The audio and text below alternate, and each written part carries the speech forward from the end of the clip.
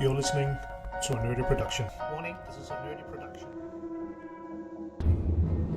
Welcome into the GM Workshop. My name is Jacob, and my mission in this podcast is to dig up tacit knowledge about role-playing games so we can be better GMs and create great stories, great moments around the table as a GM. And I will try to bring you episodes each Wednesday, plus reviews, actual play podcasts, and maybe some bonus episodes coming up your way.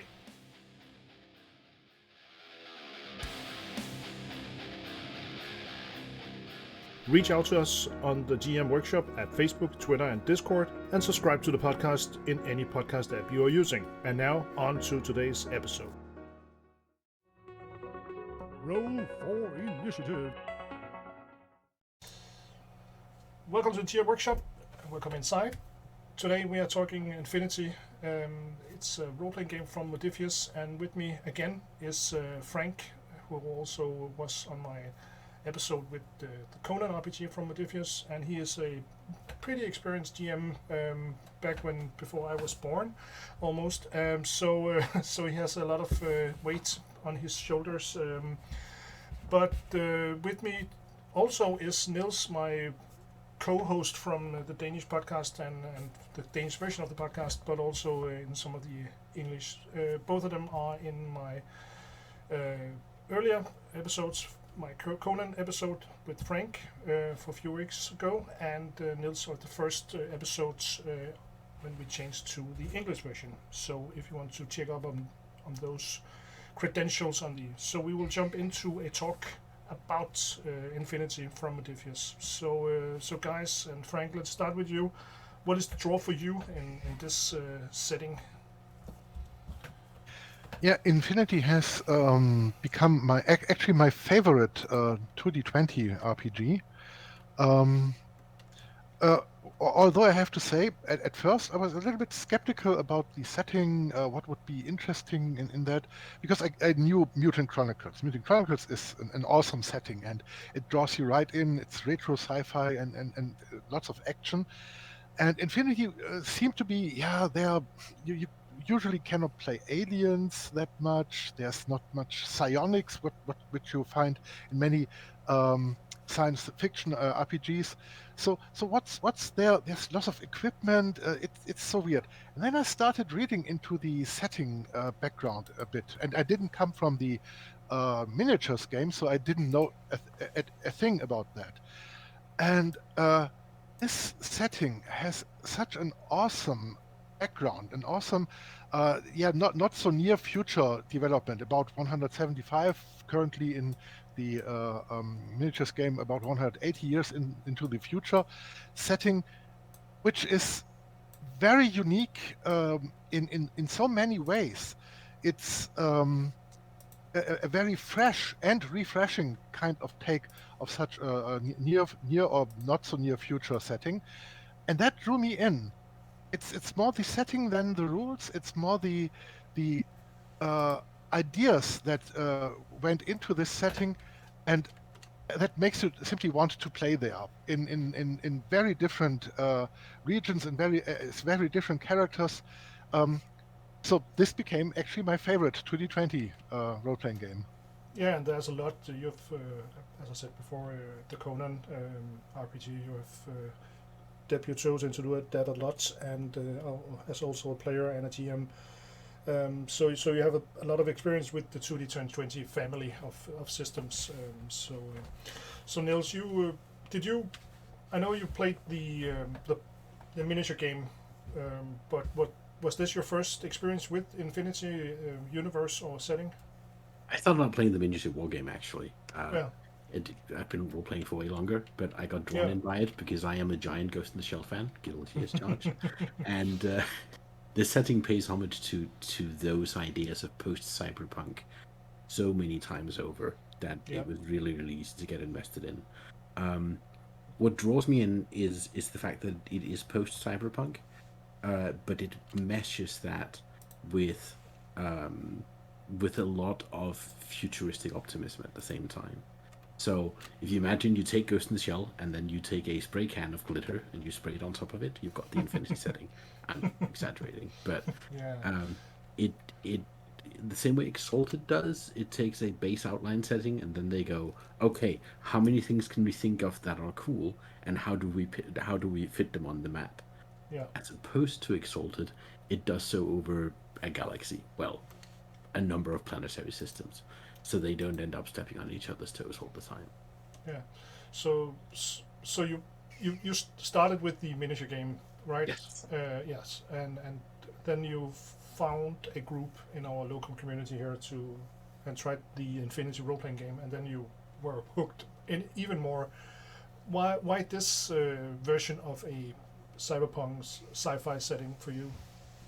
Well, first of all, it's a broad setting. You can do a lot with it. Um, if you try to play other versions of Cyberpunk, then you end up with, like, I don't know, Shadowrun that tends to describe one city that it focuses on. You can be elsewhere, but it's about Detroit. Um, Mm-hmm. this setting insists that it will do a lot more concepts, but it will spread them out. So geographically, you pick your setting. If you want to I want to be pseudo Rambo in a jungle full of werewolves, we have a planet for that. That was awfully specific, I know.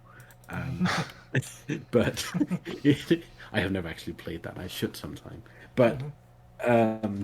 but it explores a very very wide breadth of concepts that it then also manages to actually tie together in a meaningful manner. Where if you want to do this kind of grand science fiction with, say, the alien system, you have a lot of legwork to do.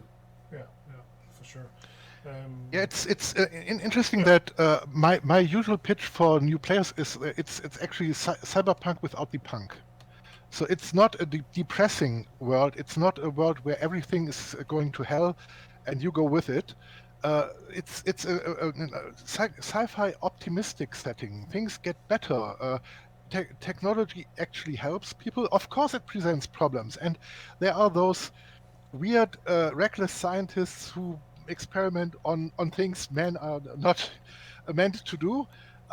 And of course, there's some kind of alien menace, and so, but the alien menace, the invasion of the combined army, this is actually a thing, of course, to cause some external conflict, and there's lots of inner strife in the human sphere. The thing is, it's worth fighting for to keep things going. It has so many positive aspects, and people want to keep that. It's not like in Cyberpunk where everything is rotten, and why would you actually fight for anything like that? It will all go to hell sooner or later, probably sooner. So there's no future, and that's the punk aspect. And Infinity doesn't have that. Of course, there are ATACs, so people who are denying the use of modern technology, but still it's a post-scarcity society where you get your basic income, which is a topic that is very currently discussed in many countries, and you have social security, you have the ability to actually decide what you want to do with your life, and people do things, interesting things, and that's an opportunity that is so intriguing. I find that really draws me in. That's the Yeah. glitter, right? Yeah. The Um, glitter. I I tend to say that in the Aleph expansion book, there's a quote they have taken called "The Unbearable Lightness of Being: How Meaning Breaks Down When You Meet No Challenges Anymore," and they've taken that as a headline, and then they have changed it to "The Bearable Lightness of Being," and talk about how posthumans and other people who live forever, how they manage that, and how it does not resolve in utter pointlessness. Yeah. That feels like a very Infinity moment. Yeah. I Yeah, just and of talked course to. Yeah. you No. can I just. compare that to Cyberpunk. You can compare Infinity to other games like the Expanse RPG, Yeah. like Ghost in the Shell. There's of course some RPG adaptations for that, and of course with other games like Cowboy Bebop. There's an RPG Kickstarter coming next year, I think, and of course with Eclipse Phase. Eclipse Phase is transhumanism, which is a topic for Infinity too, but Eclipse Phase is transhumanism cranked to 11. So you get a weird zoo of weirdos, and this is much more reduced, much more manageable in Infinity. You might get that, especially on the mothership Bakunin, but still, most of the folks there are normal people. You can easier relate to playing a normal human being than to play some I think some kind of intelligent toaster or some totally artificial being without any body or so. That's Eclipse Phase makes it a bit harder to get into the characters.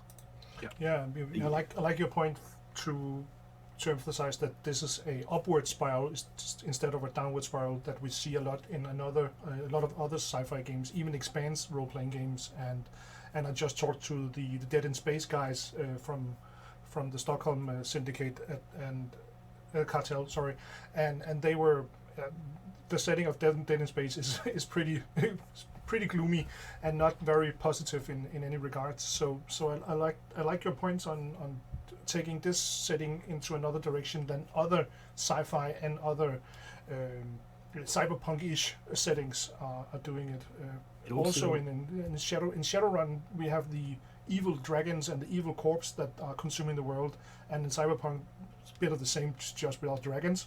But but as you pointed out, I like that point a lot. And one of the draws for me in Infinity is for sure that it's more glitter, as you said, but not too much glitter. It's not My Little Pony glitter, but that it's great. It's a great point, guys, for sure.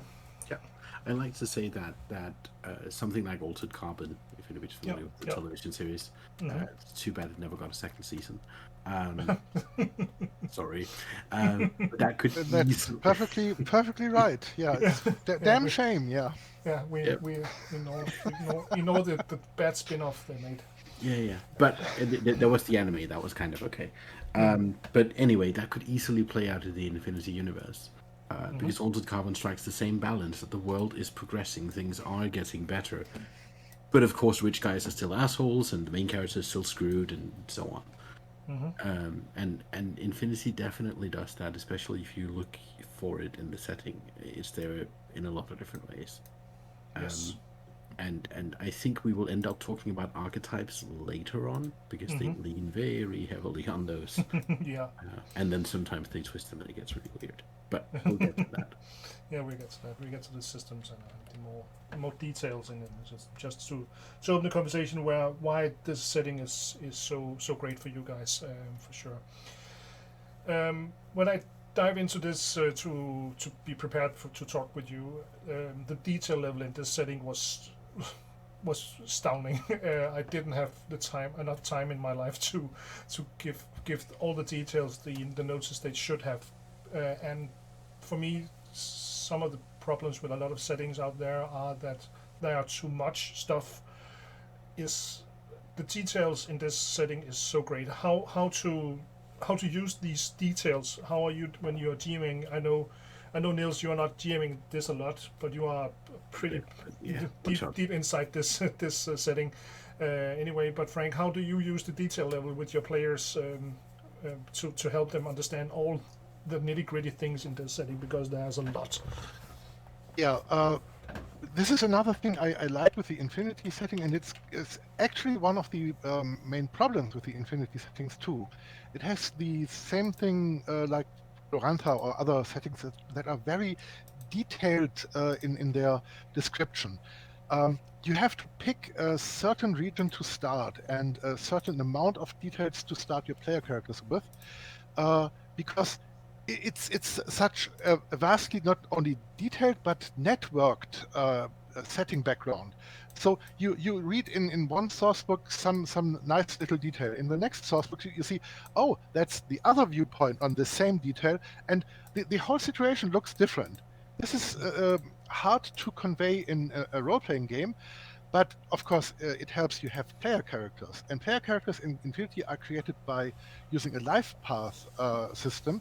So those details of the setting background actually influence the characters right from the start.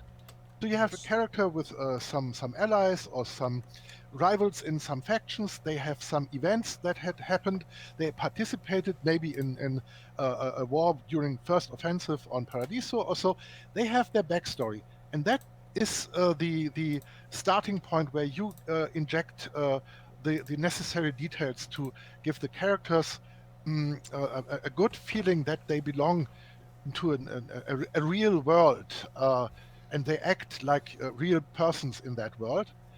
But you simply cannot just dump everything on the player characters. That doesn't work. So you have to choose and pick. And this is, of course, we will talk about that, how to start a group and how to start a campaign. You have to make choices. You have to pick the things you want to concentrate on, and you cannot give all details in one go. That doesn't work. No, you don't have players like Niels in your group all the time, so they know everybody about the settings. So, I'd like to say at this point, I don't think anybody knows everything about the setting anymore. No, because the Modiphius guys sort of had a tiger by the tail when they had to do this, because it was all funded by Kickstarter initially, and it got through quite a few stretch goals, let's just say, and that meant extra supplementary books. And then for the writing process, they wrote something, and then Corvus Belli, who owns the property, proofread it and gave feedback, and then they had a back and forth, and then finally books were ready, and then they were proofread and then published. This means that even though the Kickstarters ended, I don't know, in 2016, I can't recall. 15, yeah, it's 15. It's now 7 years that they are in the fulfillment. Yes, and at this point, they have actually written to those of us who went completely bananas and backed it on the highest tier, that they're not going to manage to proofread the last 3 books. They're going to publish them, but there are going to be mistakes in them. And when I flip through some of the supplements, there are very, very egregious mistakes that their reliance on free proofreading just didn't catch. So you have entire tables with gibberish headlines or sentences that don't make sense, but that nobody caught in time.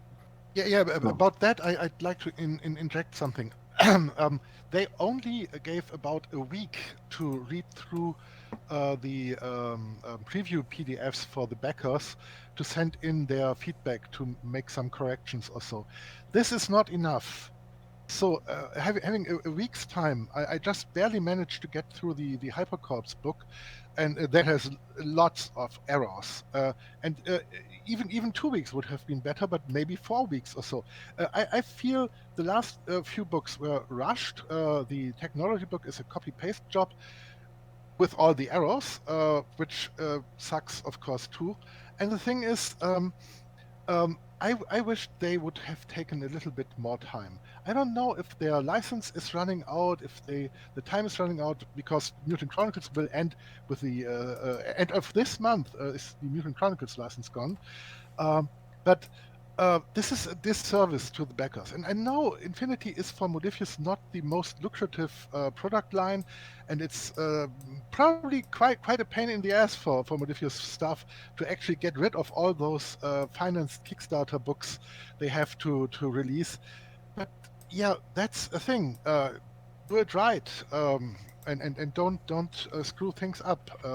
So I'm a little bit disappointed about the last few books. If I had to guess as to the reasoning, and this is pure speculation, then I would say it might actually be a bottleneck on Corvus Belli's end, because their next Kickstarter introducing their fantasy campaign comes out this year. Yeah, of course. They have started a whole new genre, and have their staff, of course, working on that. And of course, Modiphius is not a company with numerous employees, so they do have their other product lines, especially Star Trek and Dune and other things that are probably going much better than Infinity. Infinity is quite an acquired taste and not a thing that is very well known before, and it wasn't advertised that much actually. Yeah, and the detail level in the setting are one of the bottlenecks, I presume, because there's a lot of from the war game and from the board game that you have played a lot, Niels. What is called? It's just called Infinity. Yeah, does your Infinity board game, the dungeon crawler? Oh, that's called Defiance. Yeah. Defiance. Yeah. That's the dungeon crawler, and there's Aristea, a kind of dueling board game. Yeah, available too. I guess it's Speedball with guns. Yeah. So there's a lot of details that you guys were, when you were backing it back in the days, Niels. You wanted all, but then they might realize that the quality couldn't be upheld, or as you said, the license might run out soon or something like that. I don't know anything about that, so we can check it out later maybe. Yeah, I'm not privy to Modiphius' inner workings, but no, it's certainly become a bottleneck, not just for the players, but for the actual production of the setting. Yeah, you saw that in the sequence of Kickstarters. They started Mutant Chronicles, of course, first, and Infinity was the second Kickstarter project, and the third one was Conan. And I had the impression that even though Infinity was quite a successful Kickstarter, at least regarding their stretch goals and the whole finance sum, but Conan was more prominent, and I had the impression they drew some of the development stuff also to Conan because it's much more important. And then they acquired the Star Trek license, and all of a sudden, even in the Conan books, those folks who worked in Conan and produced good quality source books disappeared, showed up in the Star Trek books, and the last few Conan source books had a decline in quality too. So yeah, that's what you do if you only have a few persons who are very capable.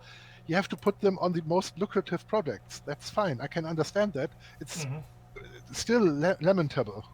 Yeah, it's too bad to take too big of a bite out of this setting, and they might should focus on a great few books and not that many. So, but when you're using, regarding that, I'd like to add, if you only have the core book, that's about 550 pages or so, that should actually be enough to play for decades. Because it's such a wealth of information about the setting. You can basically create all characters you like. There are some very specific character types, but those are easily produced as a kind of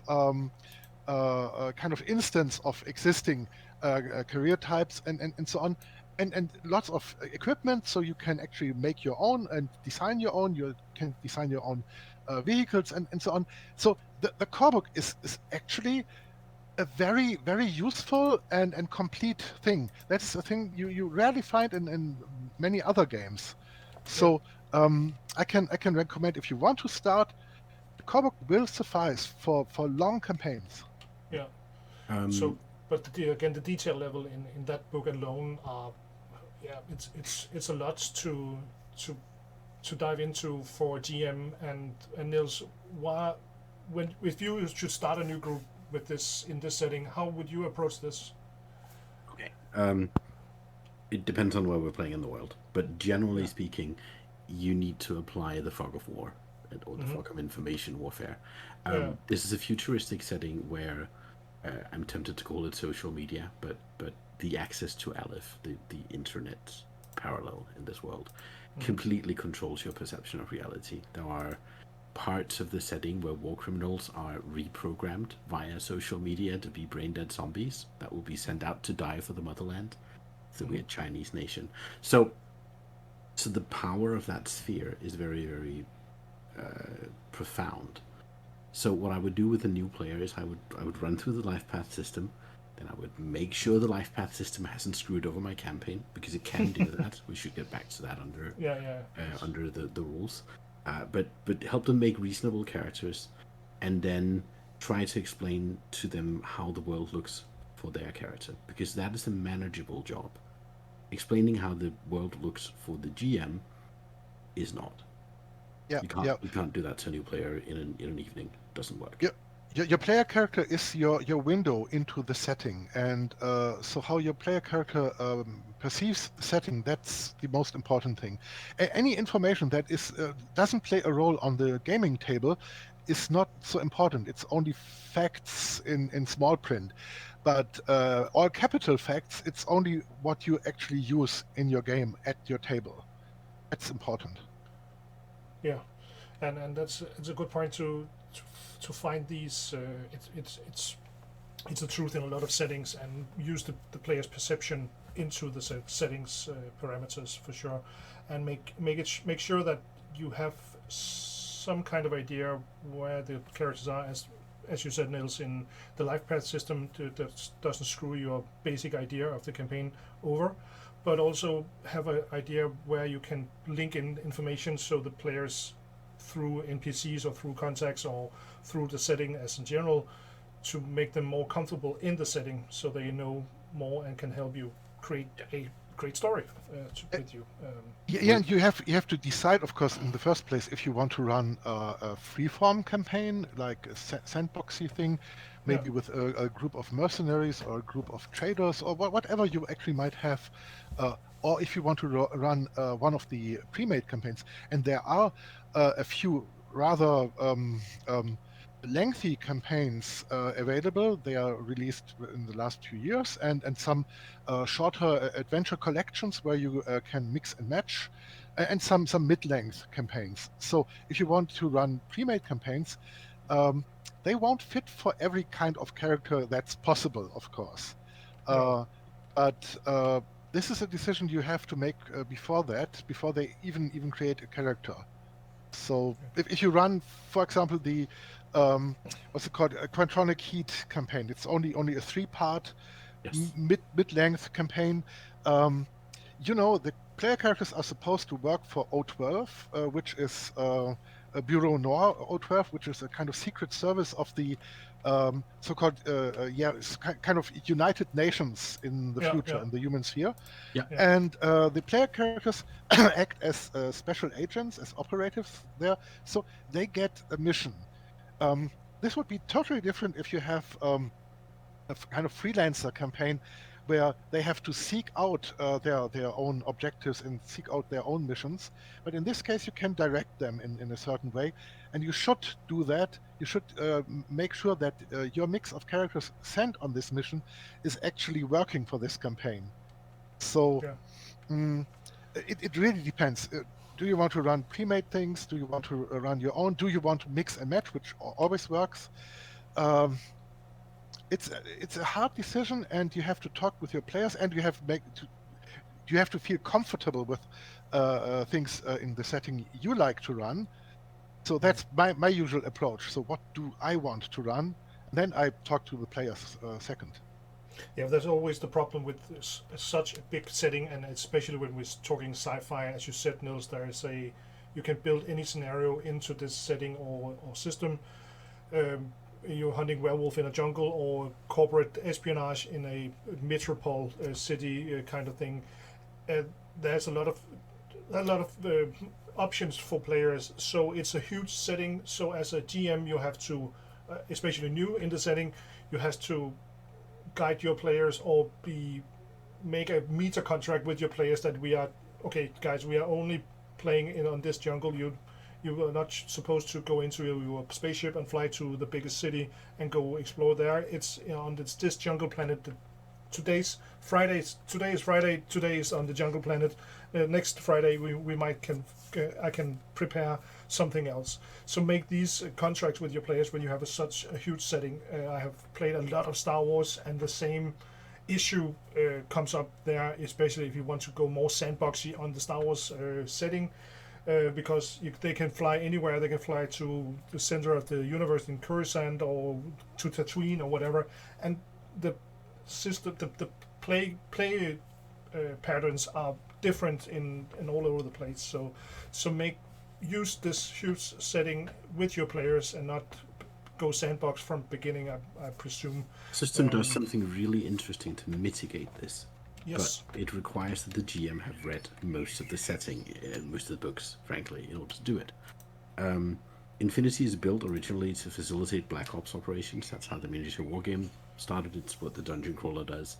And to some extent, it is the assumed fiction. You can then work for a company or a nation state, or you can be mercenaries.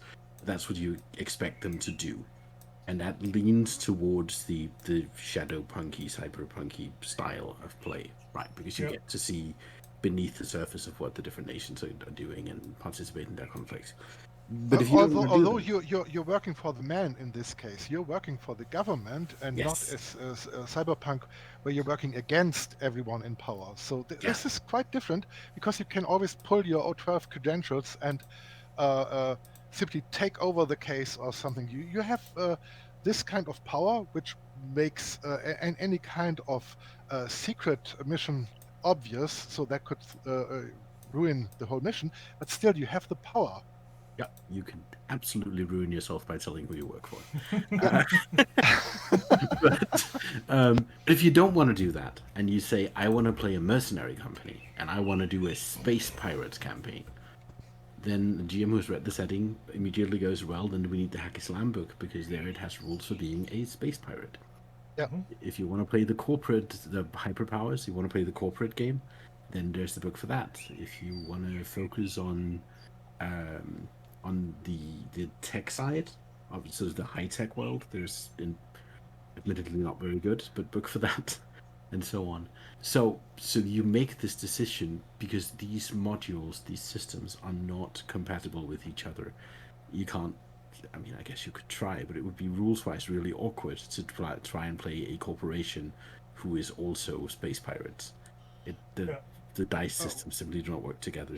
Well, if you do space pirating right, you become a corporation, or else you are not only a minor version of that. If you do it right, you do it as a corporation. Yeah, there's two options as a pirate. Either you die or you could be a corporation. But now it seems that you have to decide the kind of campaign. That is true, you can do that. But still, you could start a campaign as a corporate espionage thing, and then end up being chased by werewolves through a jungle, because that's Infinity too. That happens. Yes. Mm-hmm. Things go down on a minute's notice, and people find themselves out of their comfort zone all the time. And it's the human sphere only has 11 planets that are settled. And that doesn't sound that many, but each of them is at least as diverse as Earth. So you have a problem with that. You have a vast amount of space to drop your player characters into, and there are things going on all the time. And I like that you start things in a certain way, and you can introduce as a GM lots of twists. Things end up unexpectedly. Mm-hmm. Sure. And I mean, okay, there are 11 planets, but then you have all of the space stations and the various weird mining colonies that are described. Again, the 550 books of the base book does a good job of setting up a lot of this. Yeah, and another problem is, of course, if you compare that, for example, to Mutant Chronicles, where you have some giant corporations, they are usually very localized on certain planets.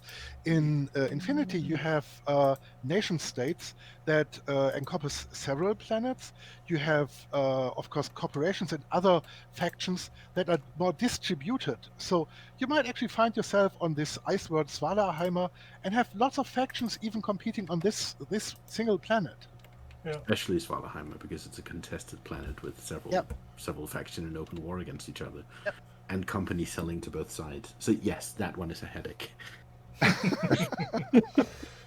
And a great plot hook, it seems so. So the fractions, there's a lot. The human-centric part of the setting. There's a lot of factions, and how do we use this in the game? We were touching this ice planet you were talking about, but also the other places in the setting. There's a lot of war between those fractions. How can we help players use them and help GMs to create great stories with the fractions in between? Niels, have you any saying on this? Definitely.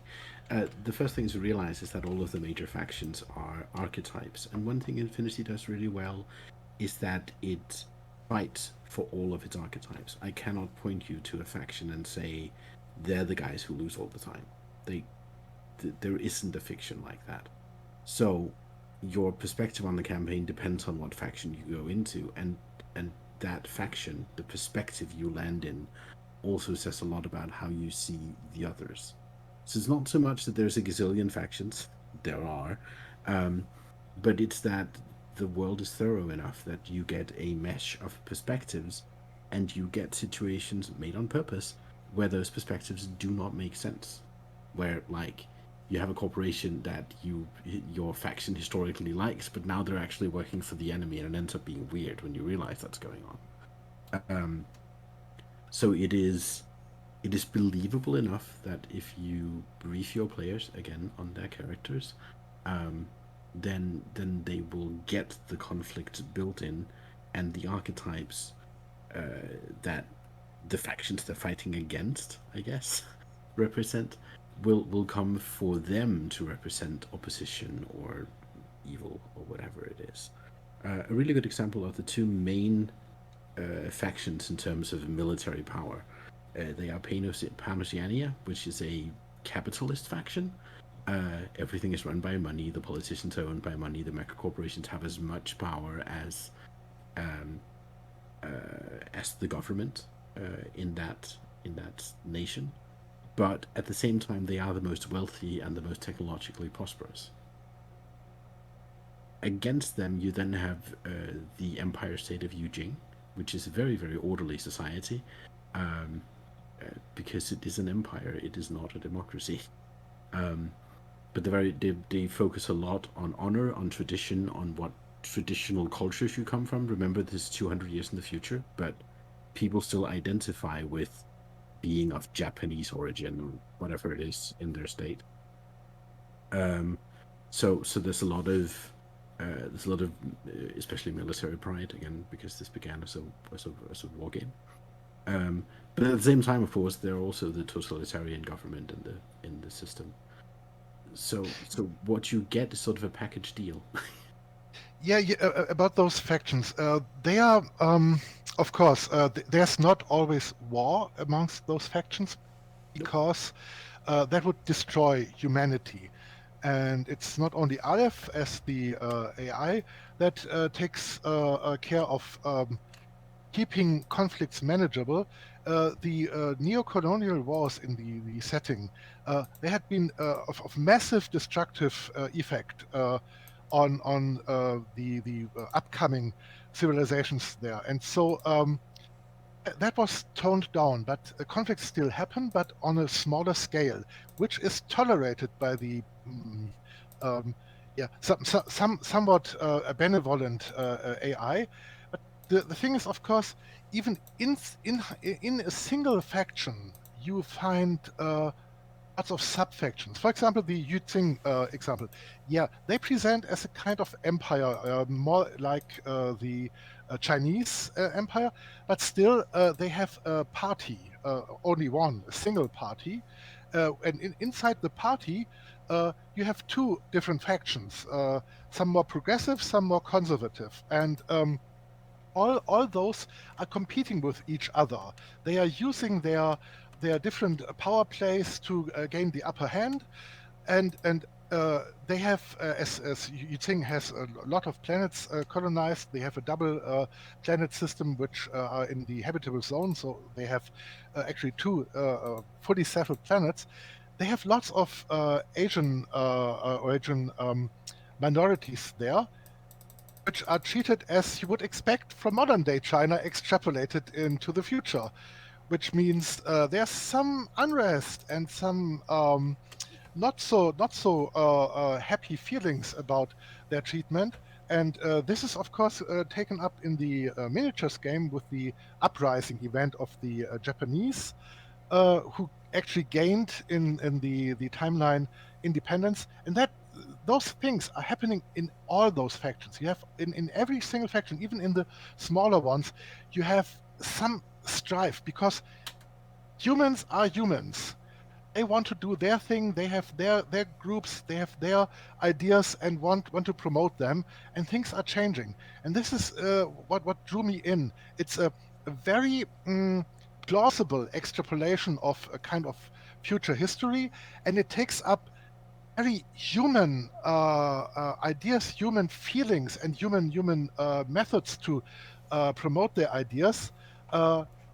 We learn from history that history does repeat itself in for good and bad, and those major factions, they do make their mistakes, of course, and they suffer for it. And this makes it more plausible as a future history than I think the typical idealized and very coarse-grained, very broad brushstroke sci-fi history you often get.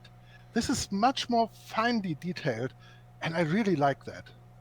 Yeah, you can set some lines to our real world, and therefore they can dive into the conflicts in China, as you said, or in Russia, or in the EU, or something like that, and try to find why are we fighting now? That's the reason we are fighting in the future as well. Find these overlaps. That's pretty cool. A cool point for sure, Frank. Role-playing game lives from stereotypes and from cliches, and you take political stereotypes, conflict stereotypes, and extrapolate them into the future, and that makes it much more believable as a kind of development.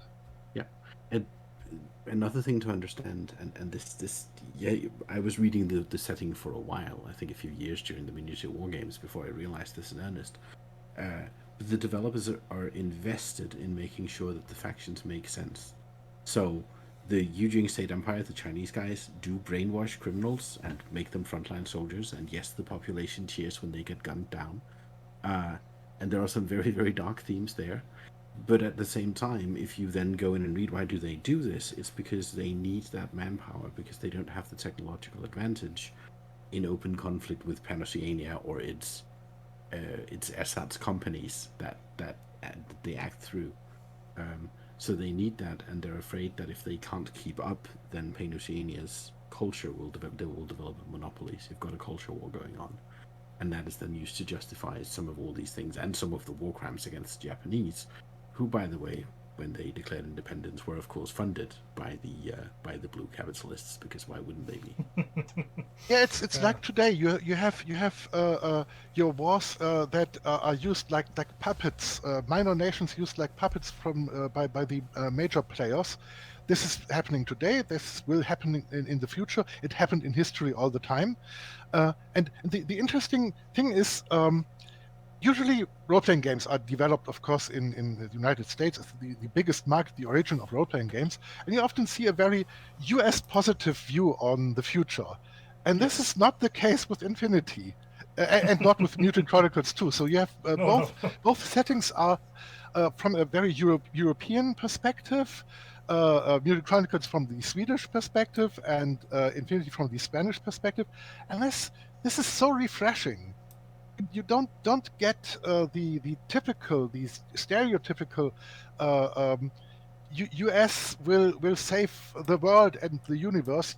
No, it's a total different kind of take into the future, and this is I think it's a very fresh take on that.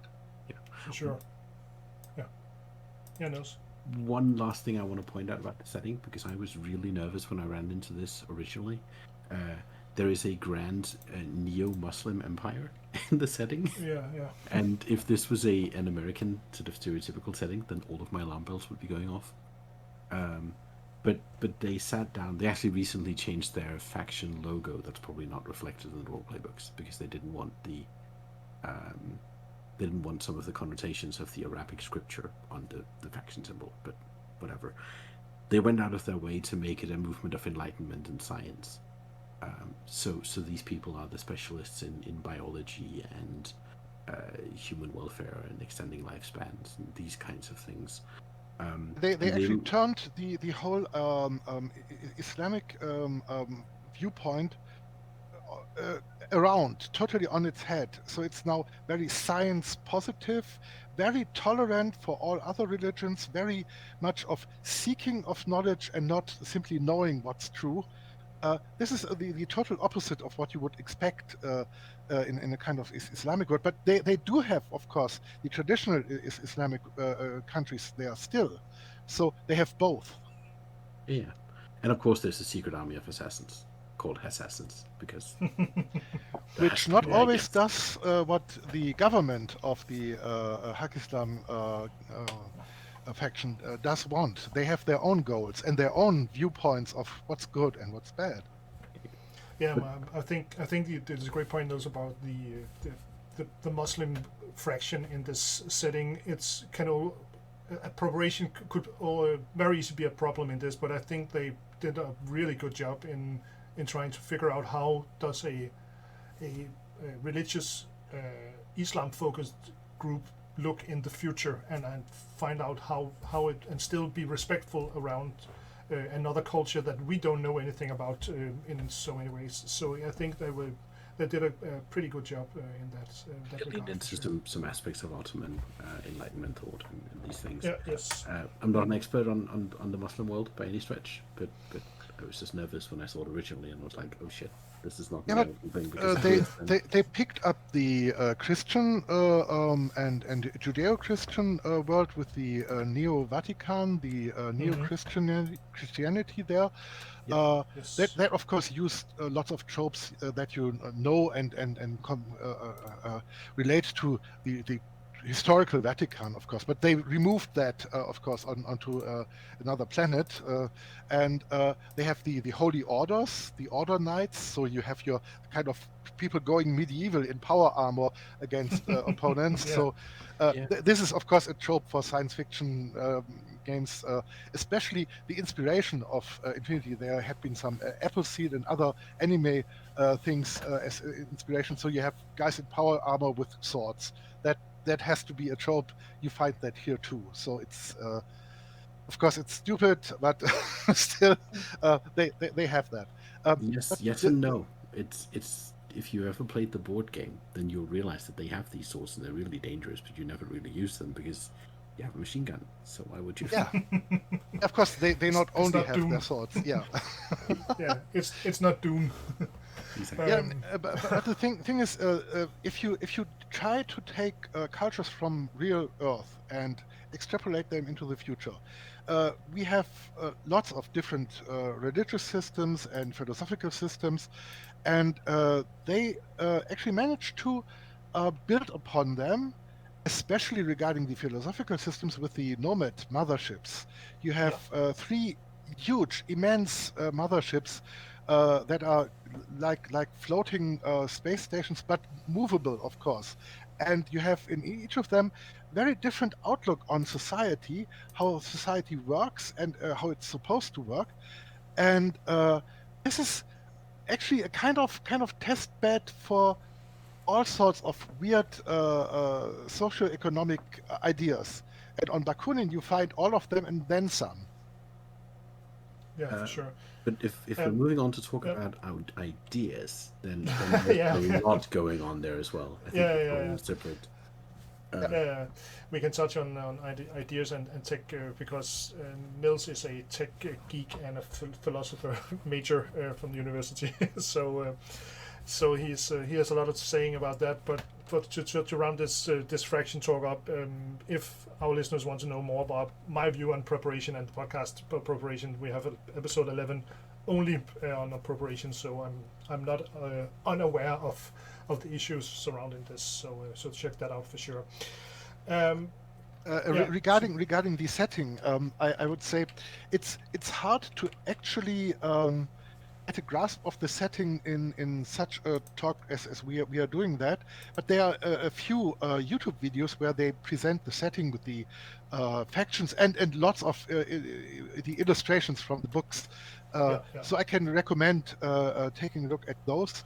They give you in about 20 minutes or so a good rundown of the whole setting, and due to the visual aspects of the art, which is actually quite great in the miniature wargame books and in the role-playing game books, at least the first few two.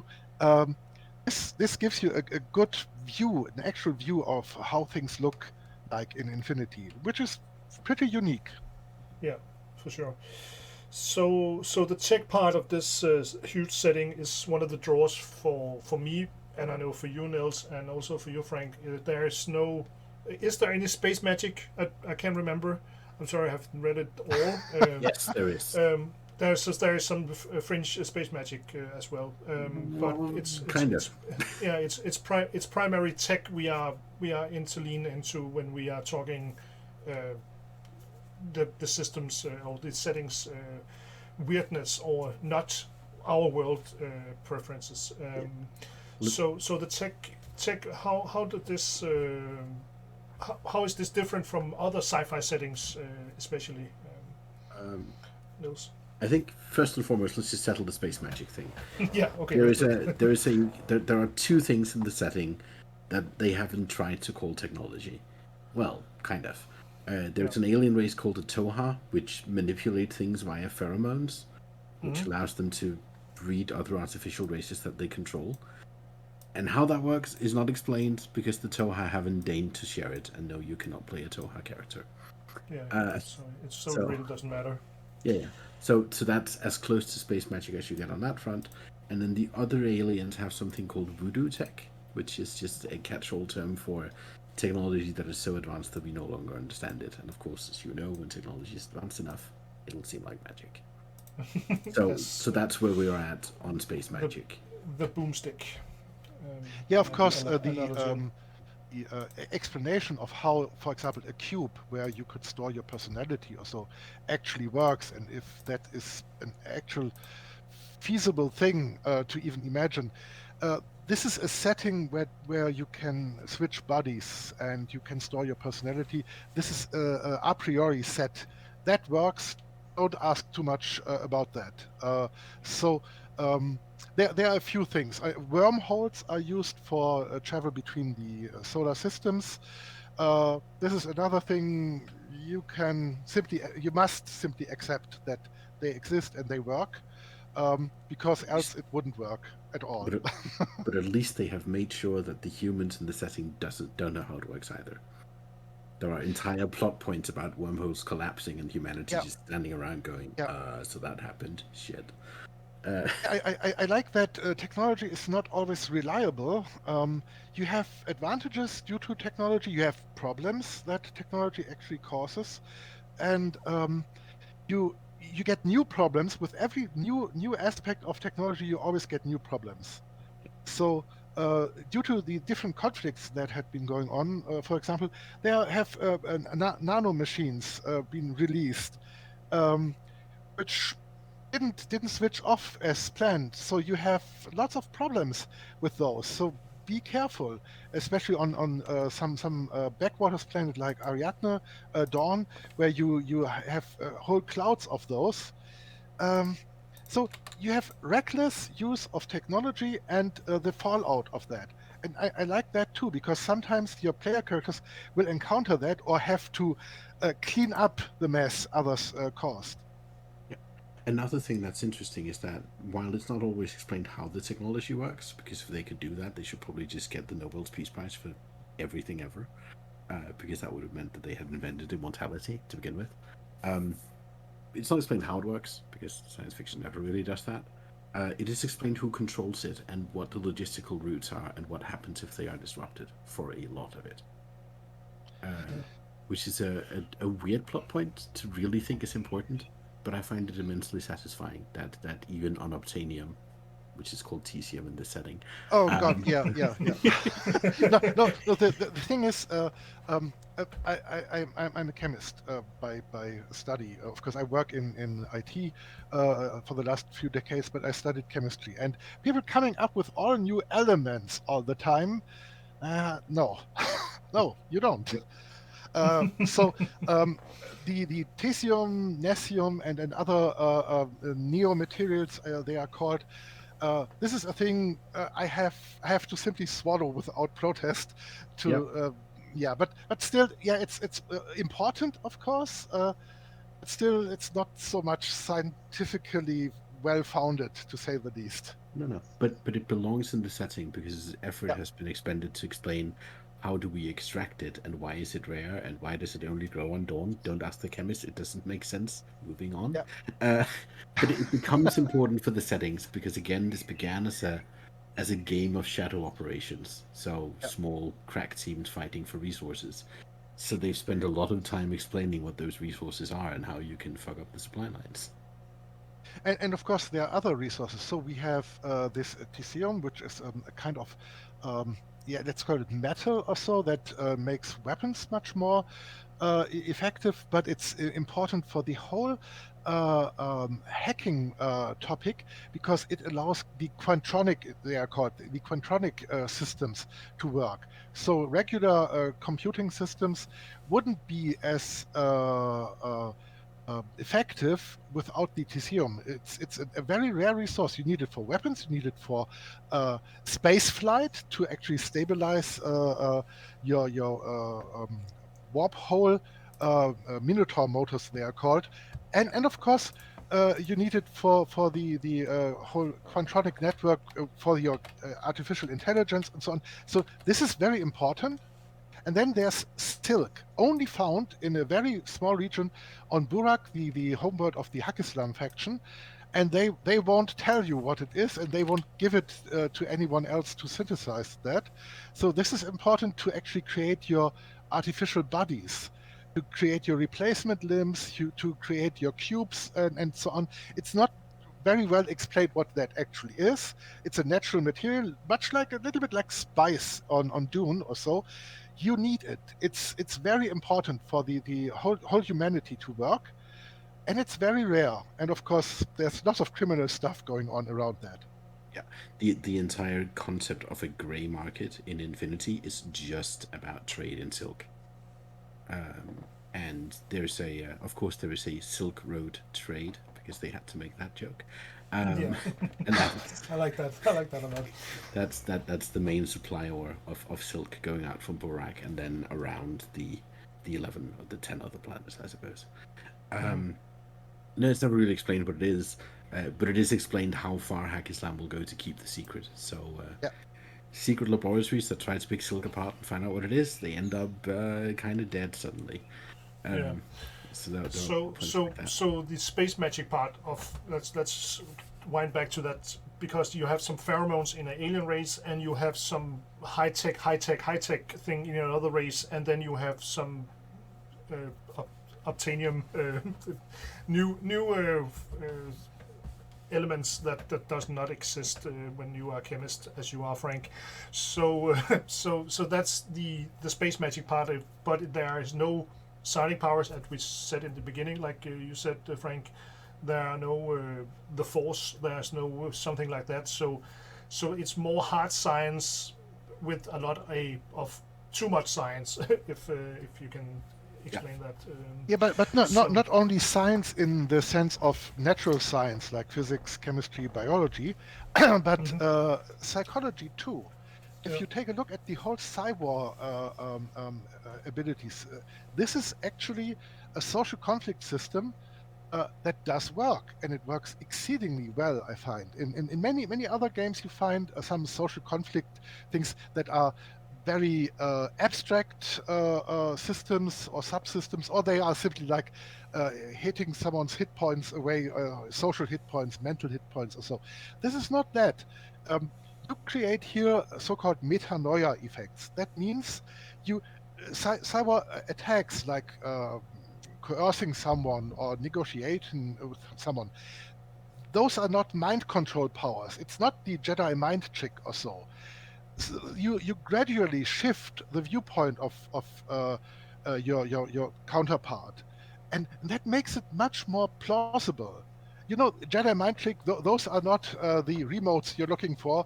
This is one thing that could work, but not in Infinity. In Infinity, you might actually switch some kind of perception or so more gradually, and I like how that is set up due to rules mechanics. So the cyber thing is not mind control, but yeah, it's a social combat where you can actually inject some psychological facts that are well known today and some ideas that could work, but that are not that proven as of yet. Yeah. So I can't even imagine how conspiracy theorists does that in that time. That Oh yeah. my God, fighting conspiracy theorists on the Facebook is hard not enough job. And One of the most That's, vicious technologies in the entire setting, this is voodoo tech and stuff the aliens do, is a weapon that shoots you and in real time hacks your personality to think the alien is your friend.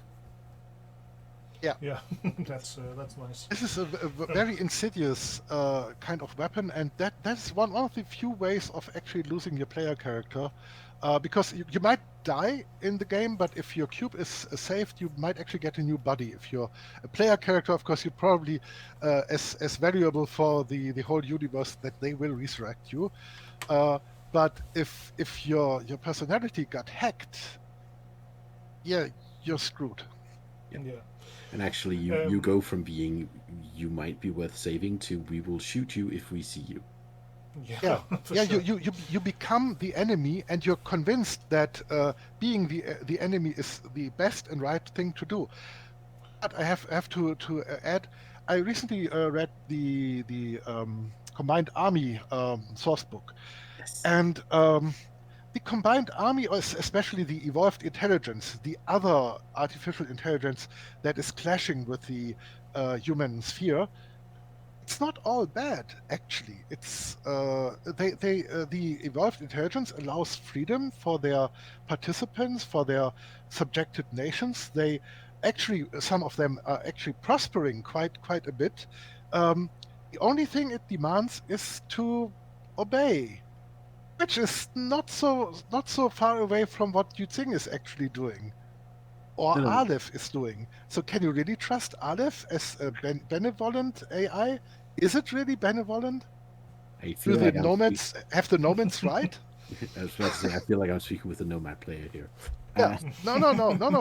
Actually, I prefer Pan-Oceania, actually. Okay, well, Cool.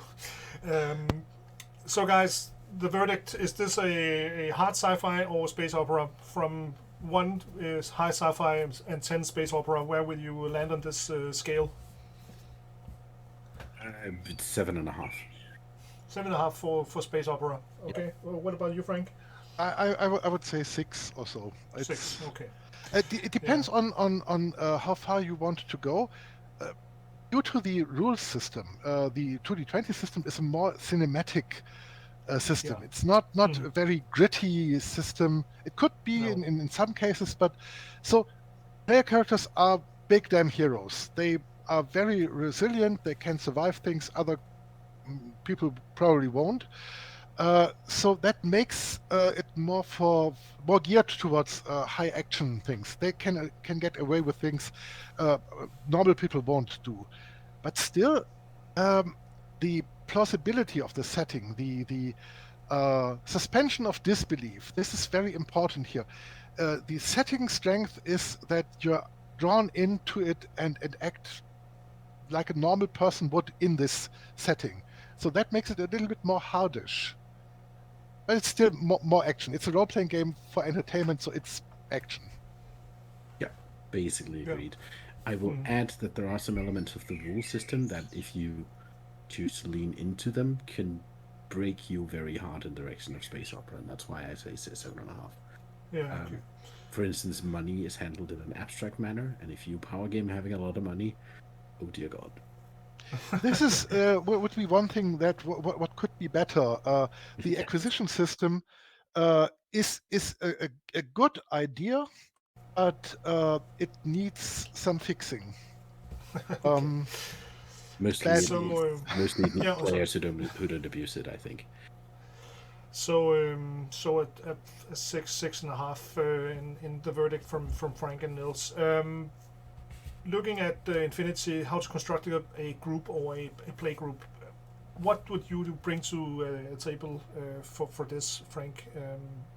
If you want to run a not a sandboxy campaign, but a pretty wide campaign, and you have some plot points and you have some meta plot fleshed out. But how do you want to construct a group in this? That's the hardest question, because if I were to run one of the pre-made campaigns, for example, the Shadow Affair campaign, this is like Apocalypse Now on Paradiso. So you get ordered to serve as O12, usually O12 agents in one of the camps, the military camps in Paradiso, and things go to hell. This is like Predator plus Apocalypse Now plus other things that you might imagine in the wartime setting. This is war. War is hell, and the planet Paradiso is even more hell than Australia. So everything in Australia tries to kill you, and on Paradiso it will kill you twice. So this is not a nice surrounding. You would create a much different character group, and I would recommend player characters to go for careers that enhance their survivability. So no pencil pusher characters or so. they will probably die very, very soon. So this wouldn't fit. And of course, O12 wouldn't send some people who are very good at analyzing some finances, also some economists into a military camp. On the other hand, if you play a very different campaign, for example, let's say the Quantronic Heat, that starts with a kind of corporate espionage thing going on in a very delicate sector of military technology research.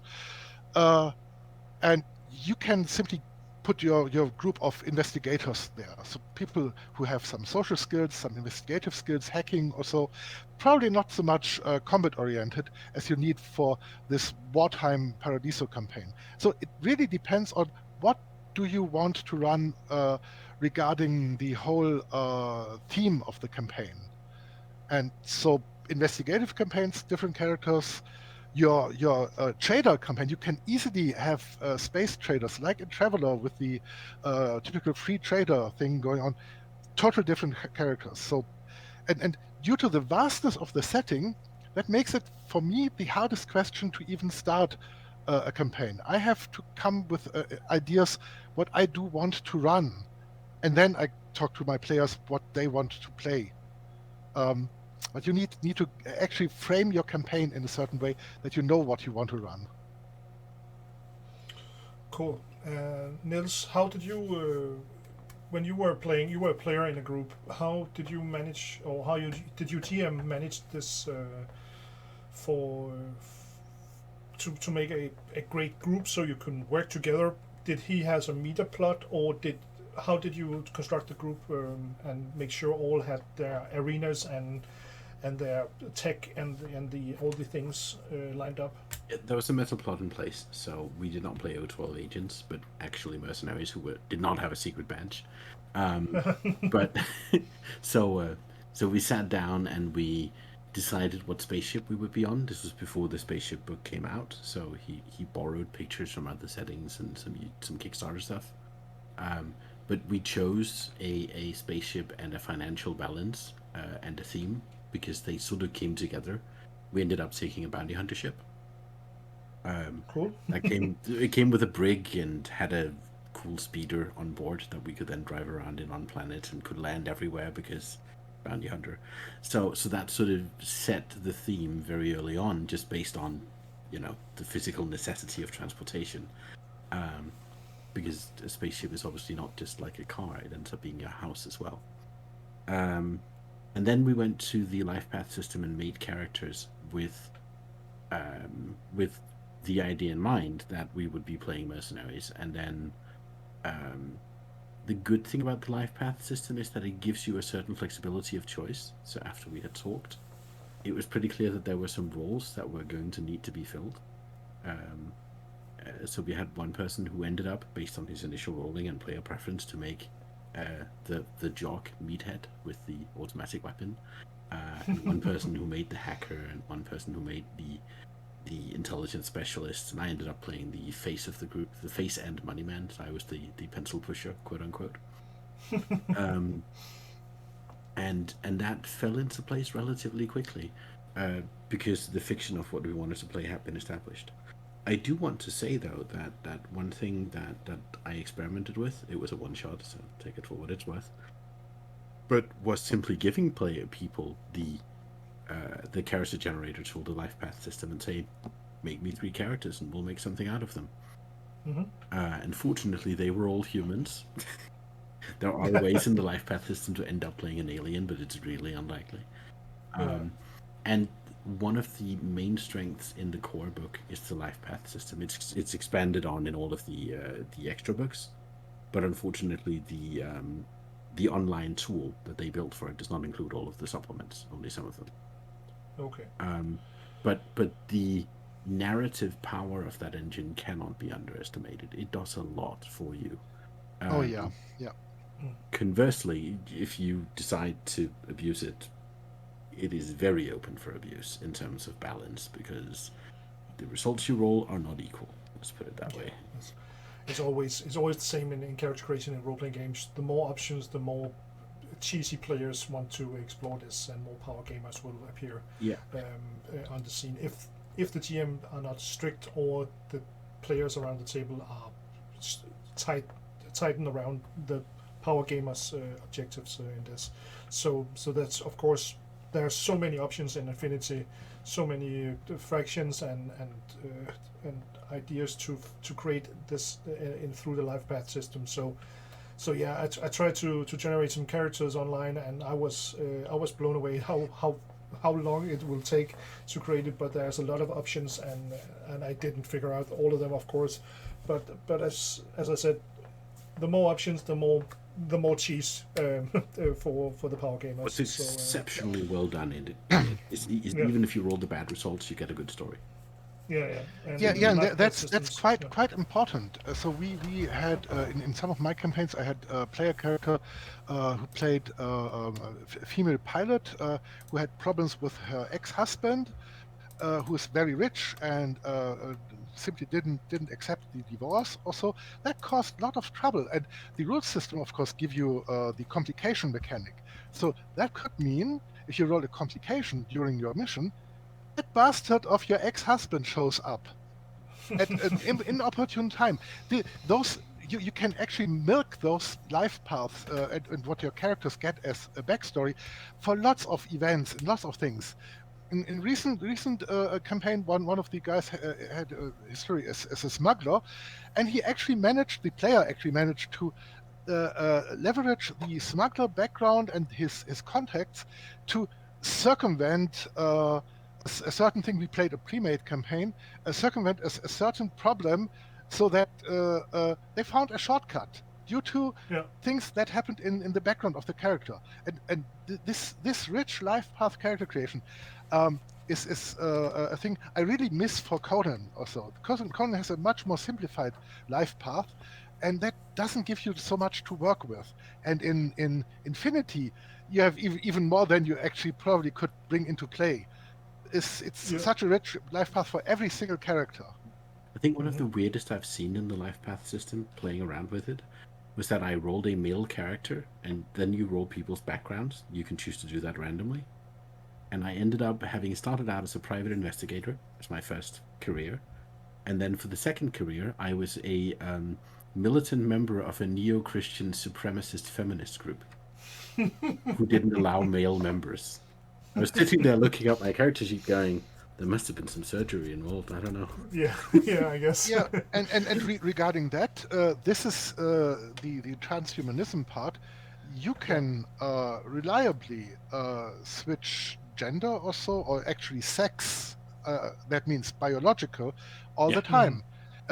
You don't even need to get a new host, a new body. That could work too. In one of my campaigns, as an undercover agent, a male agent actually got himself transferred into a female host to actually better infiltrate a certain group. That worked quite well. This is a little bit like Altered Carbon or so. So that works quite well. And still, you have weirdest cosmetic augmentations, not only on Bakunin but elsewhere too. So people can look the way they want to, run around as furries or whatever they like. The problem is, of course, if you have a furry-like catgirl character or so, which actually, in my experience, happened to be quite popular amongst some players. Now you have problems with some undercover things going on outside the furry community. That means if you want to simply slip into the mass of people and shadow someone, oh, that damn catgirl is behind me after 2 hours still, you stand out. So that's a problem, of course. Would you be sent on a kind of investigative mission if you look that way? I'm not quite sure. You have to talk with your players about that too. If they want to play, if you want to make a kind of secret agent, undercover cop or undercover agent campaign, characters that are standing out, obviously, that's a problem. There are also some if you end up playing a non-human in the system, you also run into some weird limitations just because the aliens are strange. There's Yeah. Panostania has a subrace, which are actually sub-aquatic creatures. Oh yeah, the Halots. Yeah. Yeah. Whose temperament and patience is determined by the amount of pressure around them, and if they're in 1G pressure, then they're basically berserk all the time. So they have to walk around in pressure suits in order to function in most habitats. And of course, they are an oppressed racial minority. They are terrorists or kind of activists performing some attacks and activism. This is the same for the dog faces. On Ariadne, there are some. This world has some kind of weird genetic effect on human beings. They could create some kind of hybrid between some kind of wolf-like creature and a human being. Those legendary werewolves, mention that. Back to the werewolf. Yeah. But that's not a good thing, because they are, of course, outcasts of society. This is causes a lot of problems. There are people who actually hate them and hunt them. There are people who want to support them. So you get all your real-world minority problems in a fictional thing, and you could put them into play. So I find that interesting too. Yeah. If you want your everyday common racism, that's obviously also there, but these are definitely played up. Yeah. But an important part you need to consider is what we didn't mention yet: wilderness of mirrors. What do you got? The wilderness of mirrors is the thing that you might actually work, for example, for O12 Bureau Noir Secret Service, but you still come from one of the factions, major, minor, or so, and your loyalty is. That's the question. How loyal are you to the kind of UN Secret Service, or are you still loyal to your own faction? You will get side missions all the time. They know you are working, of course, now for the secret agency, and they have their own interest. And depending on the level of paranoia you want to have in your game, that could mean player versus player all the time, or it could be toned down to some side missions that don't jeopardize the actual mission goal. But you need to talk with your players about that too. How much player versus player do they want to? Because it could get really dirty if you crank that up to 11. No, to 5, it's already dirty. Yeah, it's also a matter of the setting enforces some very, very strong incentives to not think that Space UN is all that great. A really good example that is actually from the board game is that the Space Knights, the Christian people, the reason they sign up is not necessarily that they're super duper Christian, but that if they survive being in service for a year, then they get a resurrection lottery ticket. Yeah. So everybody in the human sphere is entitled to resurrection, but the problem, because they had to do that about a century ago, because otherwise civil war. So there was a system put in place. The problem is some of these are chosen at random among the pool of increasingly growing dead people, so your chances get worse and worse. And then some of them were bought out by corporations or special interests. And the one organization in all of the human sphere that invested most money in being in control of resurrection was, of course, the Catholic Church.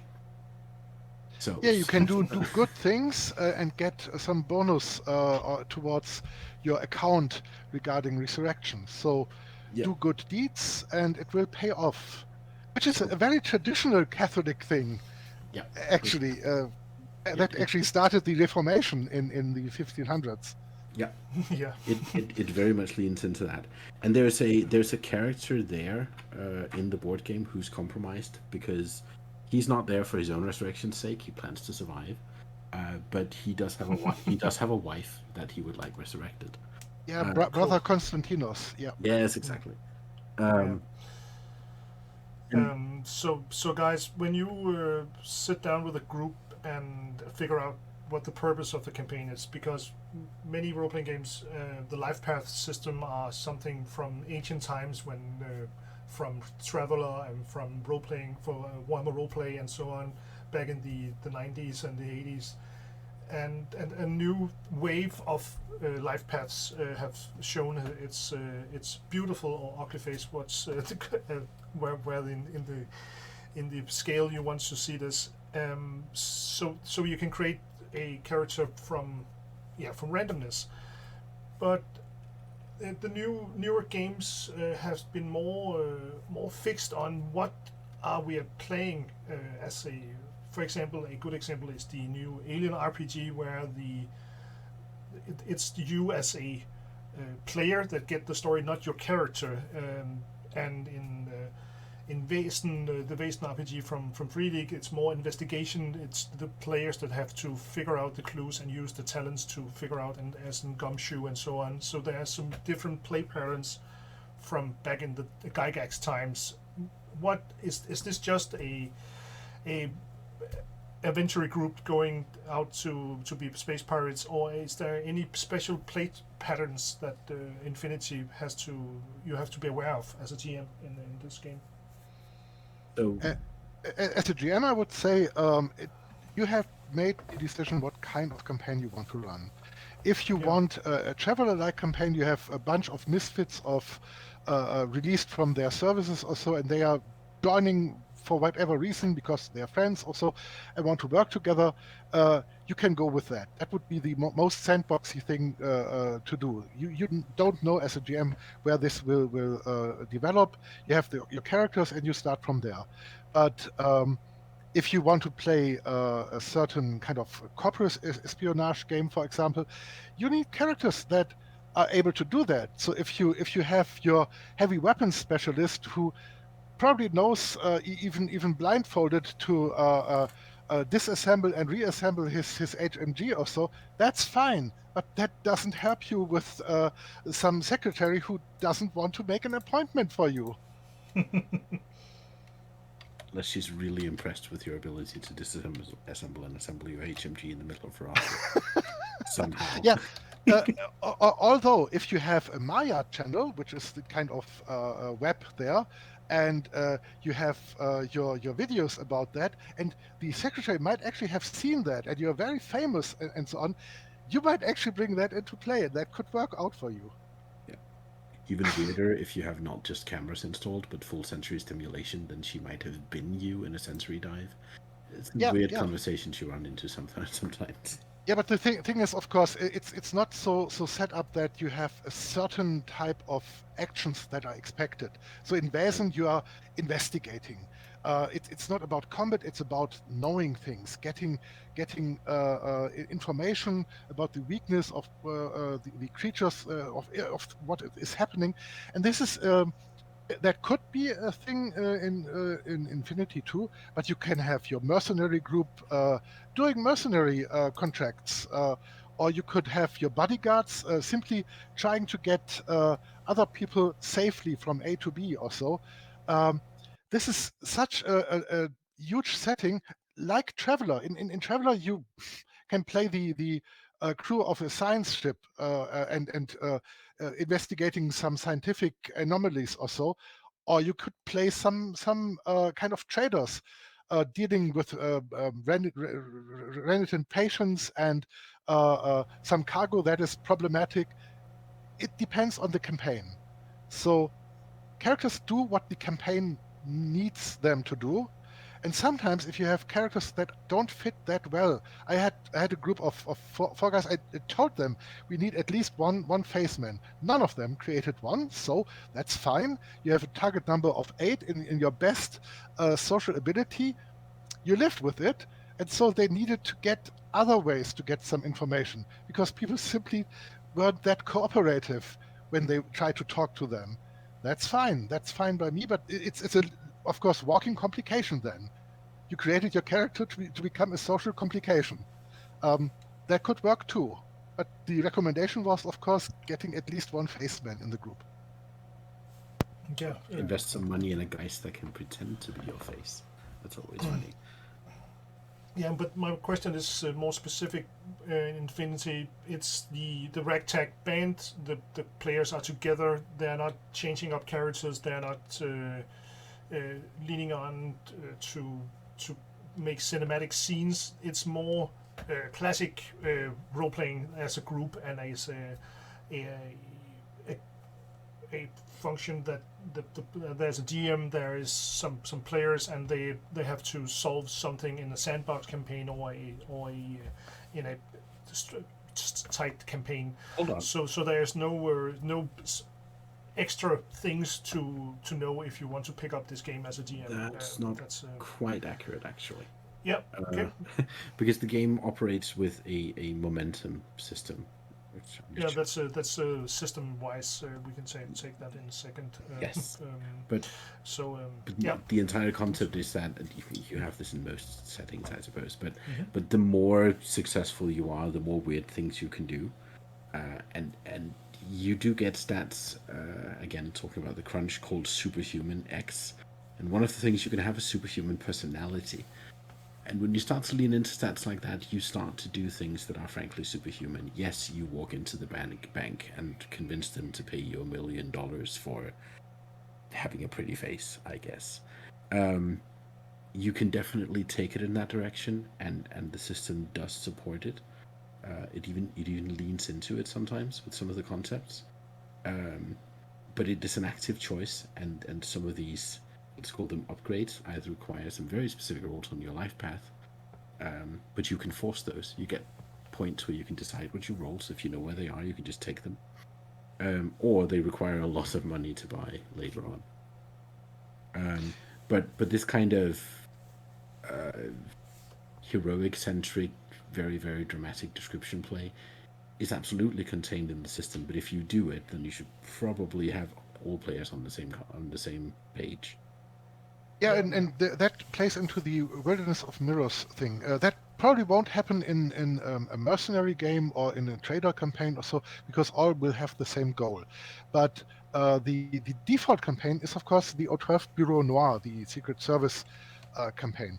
That actually gets folks from very different backgrounds in the same group. They are supposed to work together, and let's consider a very low paranoia level. That means they are not always working against each other, not all the time player versus player thing. They have to rely on each other to actually successfully complete their mission. They have to rely on each other's skills. So you have the typical A-team-like approach. You have folks that are working together. They might actually have some differences, but still they are working together. And this is I think this O12 Bureau Noir default campaign was created or suggested to make this work, because you can get characters from very disparate, different backgrounds. And why would they work together? Oh yeah, O12, they actually recruited everyone, and now they have to. That makes things easier for the GM in this regard. But for other campaigns, I would really recommend creating characters that fit together in the first place. Yeah. So they have a common goal, so they're not stabbing each other in the back from the beginning and so on. And you still might have your personal goals. You still might, sure. in a mercenary campaign, you still might have a personal goal to get out of there, to get the great contract with a good paying job, and then do your own thing or whatever. This is still a thing of the personal goal of the character, but it's not so easy. I mentioned the twists. So you might start up with a corporate espionage, and then you find yourself in a kind of space race setting. And then you find yourself on an ice world in a combat setting where you get shot from 3 parties that you never knew before. So be prepared for everything. Yeah, for sure. The system, let's take that, guys. The system is the 2D20 game from Modiphius. There's a lot of different, a different version of this game, and I have been on the podcast later this week. And I have to talk to him about how the different games are constructed. So if you want to listen about 2D20 games as a general, pick up that episode for sure. But guys, how did this system, this this version of 2D20 games fit into Affinity, Niels? How did you experience this? First of all, it needs to be said that the game is extremely crunchy compared to what little I have experienced about the 2D20 systems. There's a lot of rules, there's a lot of tables. You get rules for what kind of rifle you have, where it has been manufactured, how it has been upgraded, what kind of ammunition you've put in it, and then of course there's also your training, which is on your character sheet. So you can get very, very specific. And then that's paired with a combat system that operates with abstract zones that are sort of indeterminate systems of range.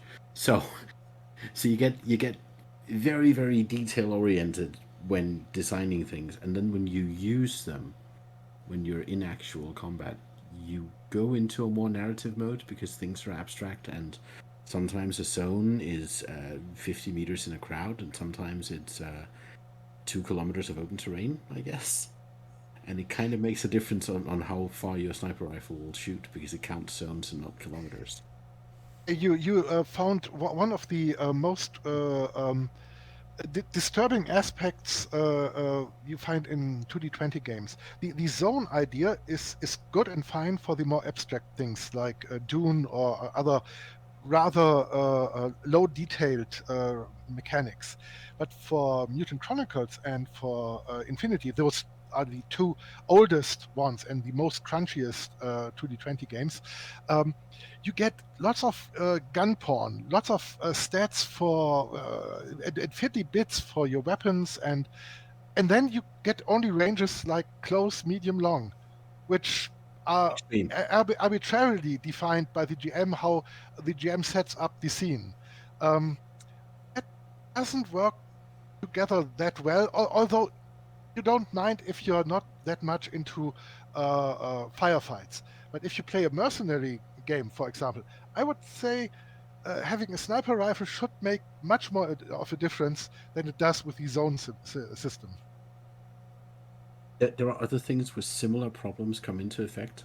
One of my favorite examples was that I was playing the Money Man, so obviously I had to make myself immortal.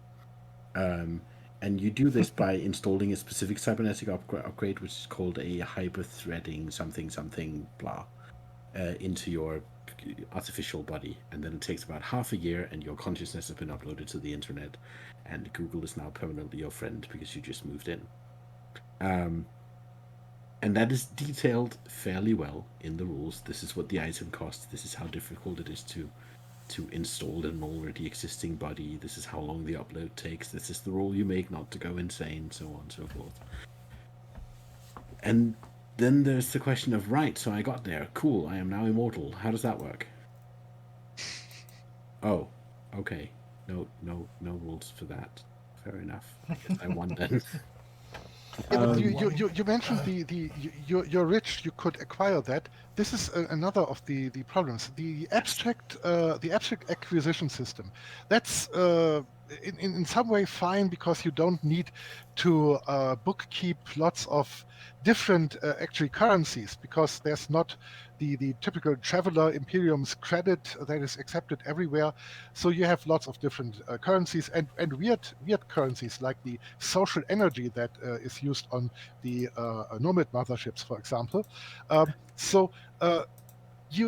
This is abstracted in a way of acquisition rules. So you have a kind of a damage that any acquisition does to your cash flow. But the problem is it allows a character who not even maxed out, who has a decent lifestyle, it's the skill for acquisitions, has a decent acquisition skill, to buy up attack, which is probably a military-only thing. Attack is the kind of battle mech version that's used in Infinity, and there would be like, oh no, I'm quite rich. I go to the next used tanks dealership and buy some Abrams tanks or so. Give three for the price of two or so. It's actually kind of worse. But yeah, it's actually worse. Yeah, it's worse. And the problem is, player characters could easily acquire insane things, and that could actually break a whole group, because you might actually end up with a character who has problems buying a pair of new shoes, and the other one uh, is buying a luxury space yacht every other day. I had a group of players where I sat down and said, okay, play around with this character generator, see how broken it is if you know how the system works. And that would be really difficult with the books because it's not explained as a coherent whole that's easy to overlook. But once you get the generator in front of you, it's much easier to understand what's going on because the computer does all of the weird calculations for you. Yeah. And I got a former Hackislam concubine that had been genetically modified to have superhuman personality, who then defected and became a grey market trader. So we're dealing with somebody who's rolling pretty much the maximum amount of dice that they can in acquisitions, with some additional successes for the cybernetics and modifications, and who has an earnings rating of 9 out of 7. Yes, it's possible to break through the theoretical maximum. It's weird. Yeah, there's no upper limit actually, but that's insane. Yeah, they just stop describing how rich you are after level 7. Yeah. It's like, yeah, the skill continues. Have fun. And it was at the point where she was able to buy cybernetic upgrades that made her better than a starting character focused on fighting at fighting without spending money. Yeah, this without spending money means without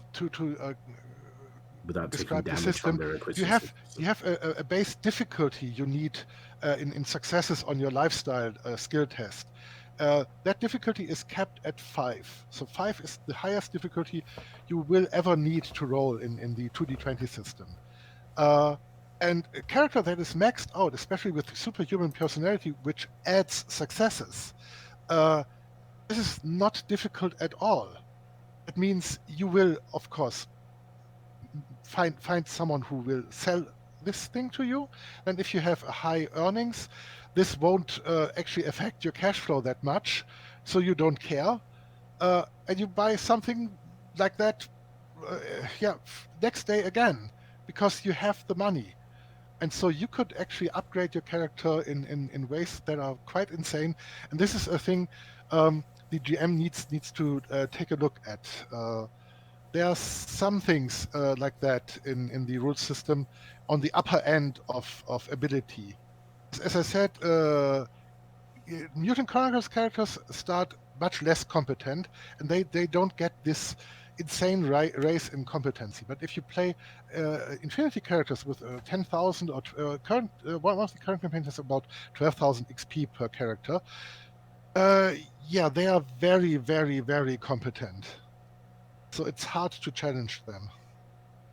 Yeah, so you have to construct if you use the system as it's written, you have to be aware of a lot of things as a GM to make the characters not stupidly badass. So as you said, they cannot be challenged in combat. So you have to challenge them in other ways and so on. But still you have to be aware of this if you want if you are playing a mercenary band.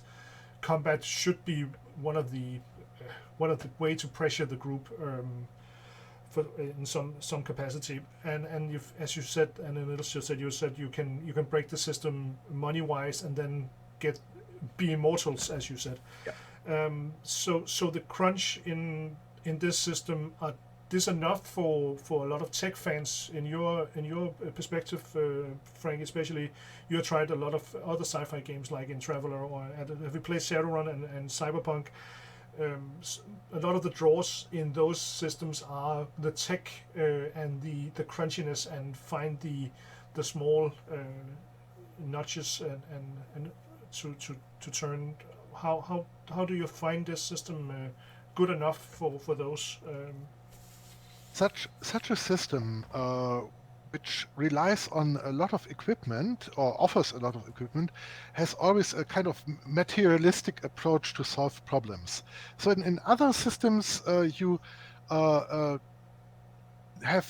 take the equipment as given and use the skills. So what your character is able to do is depending on the character's stats. In this case, to some degree, but the good choice, the choice of the best equipment for the current job, the current task, is important. So player characters who are into that, into the material side of equipment, they get offered quite a lot. Every single source book has long lists of new equipment, and you can do weird stuff with that.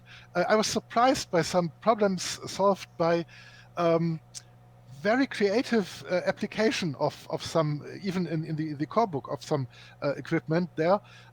So I think it will challenge the ingenuity of the players to choose the right tools for the right task, and if they don't have the right tools, to make do with whatever they have in a creative way.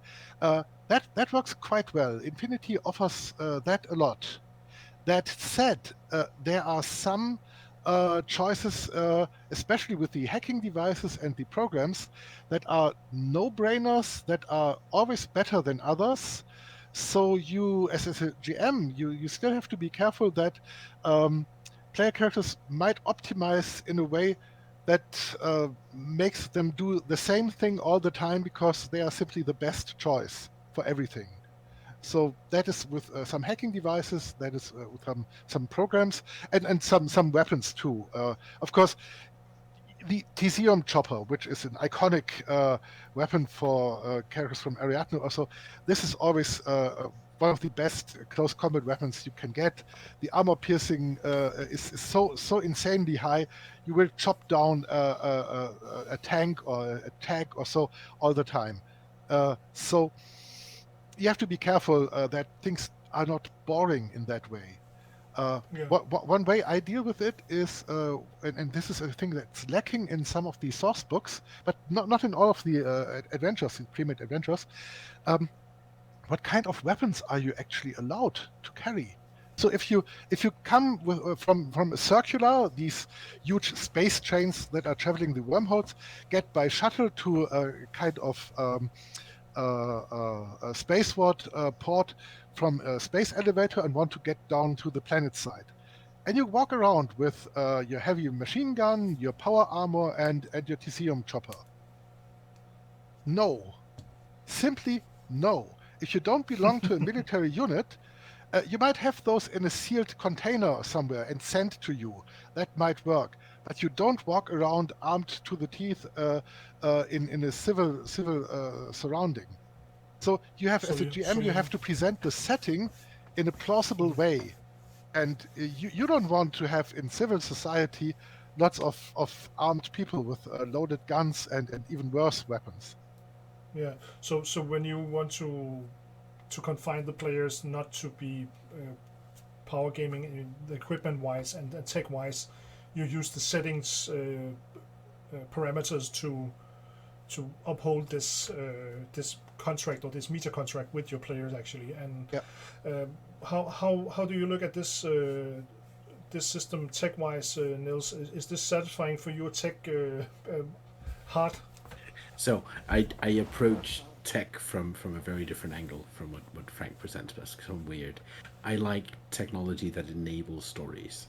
So to me, science fiction technology is interesting because it enables us to do stuff we couldn't in the real world. It is the parallel to magic in a fantasy world, but cooler because it's not magic. Wait, and Infinity has a lot to offer there. There's a lot of nitty gritty with what kind of ammunition you put into your rifle, and for some reason, normal ammunition and armor piercing ammunition goes in the same rifles. So you never really buy normal ammunition because why would you? Except if the security guard asks whether you're using armor piercing ammunition, then you might be in trouble. So Yeah. in a lot of the, I want to optimize my gear in order to be best in combat. There are a lot of no-brainer choices, and unfortunately, the same holds true for armor. The same holds true for cybernetics. If you start looking into artificial bodies, you run into the problem that the more you modify a body, the less each modification costs, which gets to be stupid. Yeah. It seems like that. Yeah. I can remember in the old Shadowrun fourth edition, third edition, there is a balance between you have the great have two kinds of neuro combat, so like wire combat thing. That was the choice. The one was really good, but the other one can be upgraded 3 times, and if you upgrade it the 3rd time, it's a lot better than the cheap version, but you cannot upgrade the first version of it. I can't remember what they're called, but I love that those choices especially with tech and sci-fi, the players have to take some hard choices in the system, and that's maybe some of the places they want to improve. They have tried to do it. Editor. They've tried to do it because there's an availability rating. On top of what things cost, you have to actually find people who are willing to sell them to you. And if you're like, I want to buy a space dreadnought, then the amount of people who have such things on hand, not currently serving in the military, who can just sort of sell them on the spot, are kind of limited. Although maxed out stats regarding lifestyle also might actually make that feasible for any character. So that's one of the things where acquisition rules are a little bit wonky. Yeah, that's a problem. And it's a problem because you can break the system by simply overpowering these barriers. But they are there. And for a lot of the really, really attractive technology that are specific to factions, because they have monopolized them, because it's part of their power, you get a discount if you are from that faction. So if you want to be a silk trader, then being a Hack Islam character will make that more feasible for you. But otherwise, it's really expensive whenever you buy I found that very interesting. That gives you a sense of belonging to a certain faction. Yeah. I like that in Mutant Chronicles too. They have even worse acquisition system. But if you, for example, if you belong to the Bauhaus faction there and you buy Bauhaus stuff, it's cheaper for you and it's of course of better quality than the cheap ass Capital stuff. and so the thing is. That gives you the discount per faction gives you a sense of I'm from Yutzing. I get these cool Yutzing things. I like come with that. cameras that survey me all the time, but that's cool. Come on, who cares? I mean, you do have a MayaNet account anyway, so Aleph is always listening in. Yeah. Anyway, but so but the system-wise, it's a 2-20 game. What do you like this? Is this a great system for this game? It's because some of the other 2D20 games are very pulpy. Fallout, Conan, as we talked about earlier, Frank, and of course Achtung Cthulhu is the most pulpy of the games, I think. Star Trek is also a bit pulpy, and Dune is just weird because it's not pulpy for me at all. Well, it's Dune. It should be weird. Yeah, but it's not pulpy weird. But that's another talk. But is this too pulpy, the system, or too heroic for this kind of setting? Because one of my draws for Dead in Space, the Dead in Space setting I loved, and a Mothership and an Alien, at that it's so lethal. It's so hard to survive as a human in this world. Is this system maybe too much Achtung Cthulhu and too little realism? No, but and this is important. The game offers a lot of conditional bonuses that if you have the kinds of players who overprep everything, then they will annihilate anything you put in front of them. A really good example is, this is a really, really cheap item in the equipment list. You can get a makeup box that allows you to put on traditional makeup to appeal to a particular culture. So if you know you're going into a business meeting and you're going to have to convince the, I don't know, Chinese employer that he should pay you more, then obviously you go out and you acquire this really cheap item. The crux, of course, is that you have to know that you need it. And there are a lot of things like that. So if you're playing the kind of game where your players have all the time to set it up correctly, then I really hope in your description as a GM you make them feel like freaking James Bond. Because that's what their dice rolls are going to be. Yeah, As they should be. It's if you play the secret agent thing, what players often ask, can we get this item? Can we get that item? What's our loadout for this mission? Usually, you don't get that much upfront from O12 because they are financially quite cut short.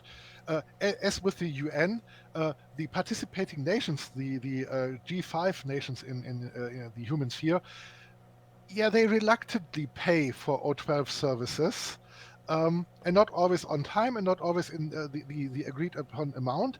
And so the Secret Service you're working for is always short on the money. So you have to make do with things what you get and maybe acquire things in the field by your own ingenuity. And this is the thing. If you have time to plan ahead, if you know what you're facing or so, I like that for the big finale of some campaign or at least some mission or so. If players have now know what's it about and can acquire the decent tools for the job they expect, that's fine, and they should have the success they get from that. But often they get thrown into a situation where things are never as they seem, and you have to make do with whatever you have. Um, so they are struggling, of course. They are finding solutions for problems and causing other problems.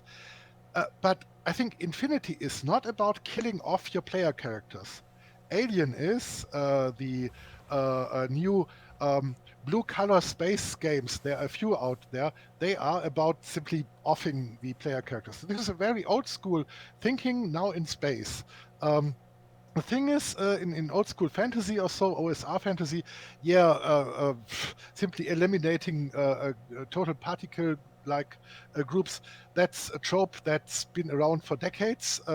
But I find that considering the rich background of every single character in Infinity, it's cutting short all the great stories you might actually put them through if you simply want to kill them off. That's not only the easy way out, that's actually the way to ruin your own campaign. I mean, you can screw around with your player character's background all the time without killing them. You could make their life to hell, like the ex-husband of one of the characters I described earlier.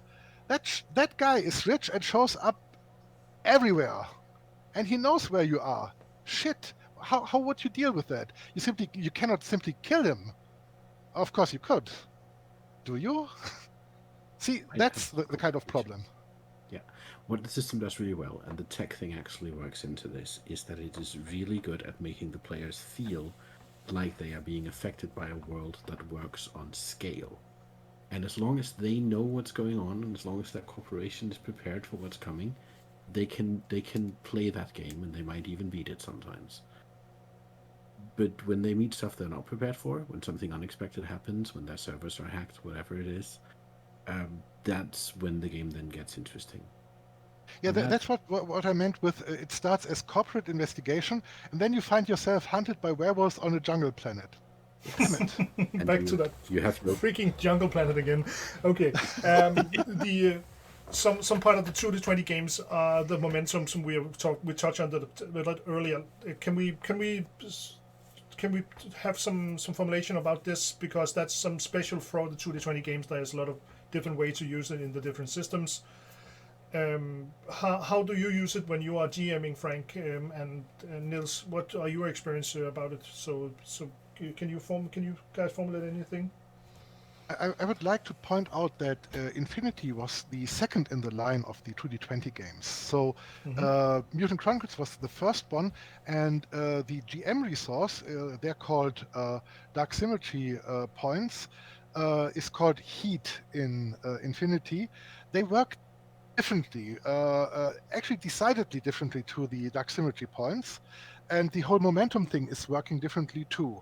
Slightly, then, of course, the thing is, in development, you see a kind of line where things changed from Mutant Chronicles over Infinity to Conan. Infinity has damage dice, which add a fixed value to your dice roll and have less symbols for the effects on each die.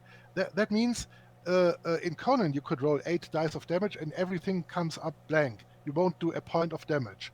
In Infinity, you always do at least the fixed value. So that's quite different. And the Nathan Dowder, the main developer of the 2D20 line, he actually said he did change that to Conan, and he prefers the latter part. In Achtung Cthulhu, you only have those damage dice, so you don't have the fixed value. I actually prefer the fixed value plus the variable dice, but this is a matter of taste. But the main point for the heat spans in Mutant Chronicles, as a GM, you couldn't simply enter whatever surplus successes you wrote for your NPCs to your dark symmetry pool. That would require certain special abilities of the NPCs. In Infinity, as in Conan, if your NPCs have good success, have some additional successes that more than they needed, you could add that to your heat pool, which is very good to give you the amount of heat points you need to activate their special effects and to bolster your NPCs to make things more interesting for your player characters. And player characters can, of course, still have their momentum spans that are well known from Conan and from Mutant Chronicles. But in this case, you still have the old costs. That means one additional d20 for your dice pool costs 1 momentum, the second one only 1 point, and the third one only 1 point. In the later games, like Star Trek or so, the second one would cost 2 points, and the third one costs 3 points. That makes quite a bit of a difference. I introduced that I run 2 campaigns at the moment. I introduced that in the other campaign, and I found the whole dice pool size is a bit lower. It's more manageable, and it's a bit easier to challenge the player characters, even if they are already experienced. So I can recommend using that rule, the more recent one, compared to the old one, where you get 1 die for 1 point of heat or 1 point of momentum. So that was 1 point. So Niels, how did you use it? And maybe some of the cool things for me in Memento is that the players are with you as a GM to create the story in the scene. Yeah. So there are a few mechanics that are really interesting. I think the first time I discovered this weird rule use for momentum was in space combat, where somebody had to be the captain. And as we all know, it's kind of questionable what the captain actually does. For any Star Trekkie out there. But what it does in Infinity is that if you're captaining the ship, then you get to make a roll. I think it's a command roll off the top of my head. And each success you get on the roll adds a momentum that you can then hand out to the rest of the crew, directing them. Yeah. And I can't recall exactly how. I didn't focus on combat much, but you can do the same in sort of squad level combat by giving directions.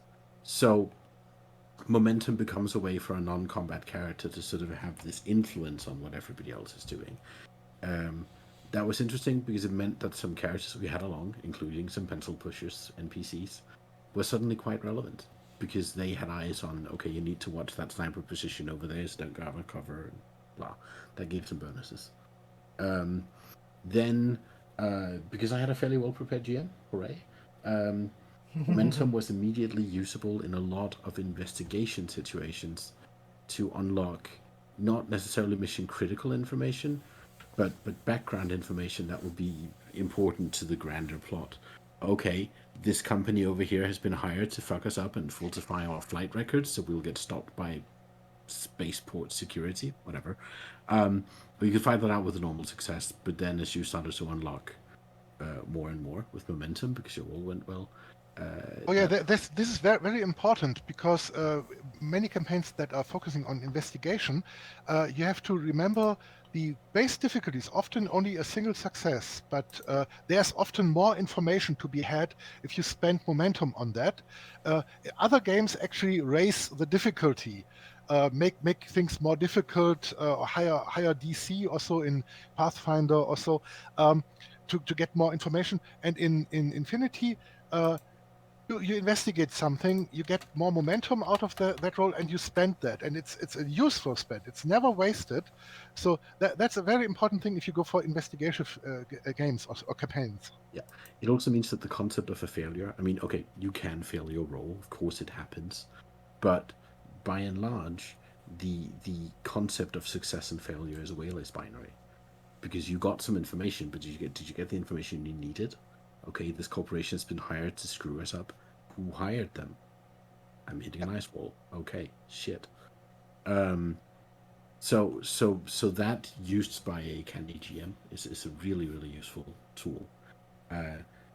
And sometimes it's these application in combat as well. There's one function in combat that I want to point out as a blight on game balance, namely that the ability piercing is way too easy to access. Basically, piercing allows you, whenever you roll a 6 on your damage die, to subtract 2 from the enemy's armor.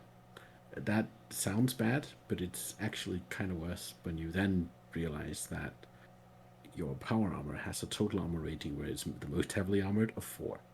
So very, very often, these momentum spends can very quickly take away, because you can also buy piercing for momentum, can very quickly take away the effect of armor. I think we got regarding this piercing, it's a free momentum spend, so you don't need even a piercing weapon.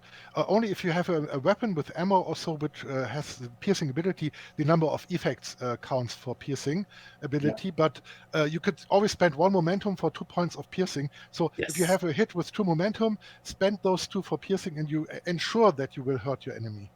Yeah, and even if he's in a tag, like the really, really, really heavily armored of them, okay, the Jotun has 10, but otherwise a heavily armored tag is 8.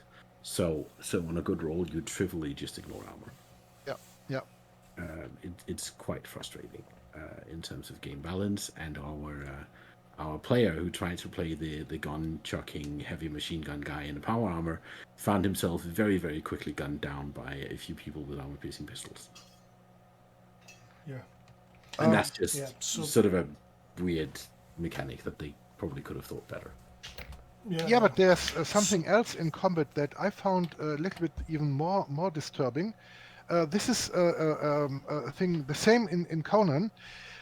NPCs act after all the PCs have acted. And the problem is you need to muster up hordes of NPCs because they will get mowed down before they even be able to act if you use this type of initiative. This is not the case for space combat. Also, shipboard combat works in alternating initiative. So player character side, NPC side, then again player character side. But for personal combat, it's like in the Conan game, player characters act first. So that has the adverse effect of prompting the GM to send in the clones actually, because you have to send in some characters that will get eliminated before you actually get to act for your NPCs. And I introduced in one of my campaigns the alternating initiative rule that was introduced in Star Trek, and that works much better. Each side only gets one character to act his turn, and then the other character gets to act their turn, and so on. That works much better. That gives the NPCs a chance and makes the number of NPCs in a scene much smaller, and that is actually more plausible. In Conan, it's even unplausible to actually mow down 40 opponents all the time. You depopulate whole areas. It's a low-tech society, so they probably won't grow back soon. So you actually depopulate the whole area. And in Infinity, even with a high population density, you probably don't want to promote genocide all the time. Here come the player characters, pull out the cloning vats. I'd forgotten Infinity actually worked like that, because everybody who backed the Kickstarter and got the base book took one look at the combat section and was immediately like, no, we're not doing that. It does work for combat situations on a smaller scale. If you're not so much focusing on combat. On a mercenary campaign, I would think you run much more into problems than on an investigative campaign. Yeah, we played investigating mercenaries, but the problem was that not only were we playing mercenaries, we also had remotes working for us in the field at the same time. So giving a full turn to everything and the kitchen sink was a lot of destructive power. Oh yeah, that's another thing. Remotes, some kind of drones or so, they belong to the setting. They are very iconic. There are lots of iconic types of remotes, and even starting PC might actually have a tin bot, which is quite useful if you upgrade that. And every character has a Geist too, which is a kind of virtual limited AI, which you can upgrade to quite a bit of competency. So if it works in a common way, every single player character could have their own remote and their Geist, so you have 3 characters for one player already. Or you could just upgrade the guys to be really good at shooting and then have it inhabit the remote, and then you have a combat monster that's more powerful than the character behind it. Yeah, as a player, I do that all the time. It's Yes. really nice. So there are some ways where the combat system is not. Actually, there are a lot of ways where the combat system is not great. Thinking about Yeah, but it. it gets glossed over in that regard because many of the inspirational media have been anime and so on. So you want this kind of anime, high octane action, and that is what the designers of the miniatures game were going for, and I think they achieved that. And the role playing game does achieve that even better. I find the role playing game player characters are quite tough, quite competent, and they look like the stars of an anime series. This is true. I did mention Ghost in the Shell. Yes, for bringing it all the way around. So, guys, we have touched on some of the things you want to improve or ignore when you are DMing this or playing this. So I think this concurs our talk tonight. Wait! Was, I might want to add something. We didn't mention a thing where we don't complain all the time, because we have been whining a lot. Whining a lot.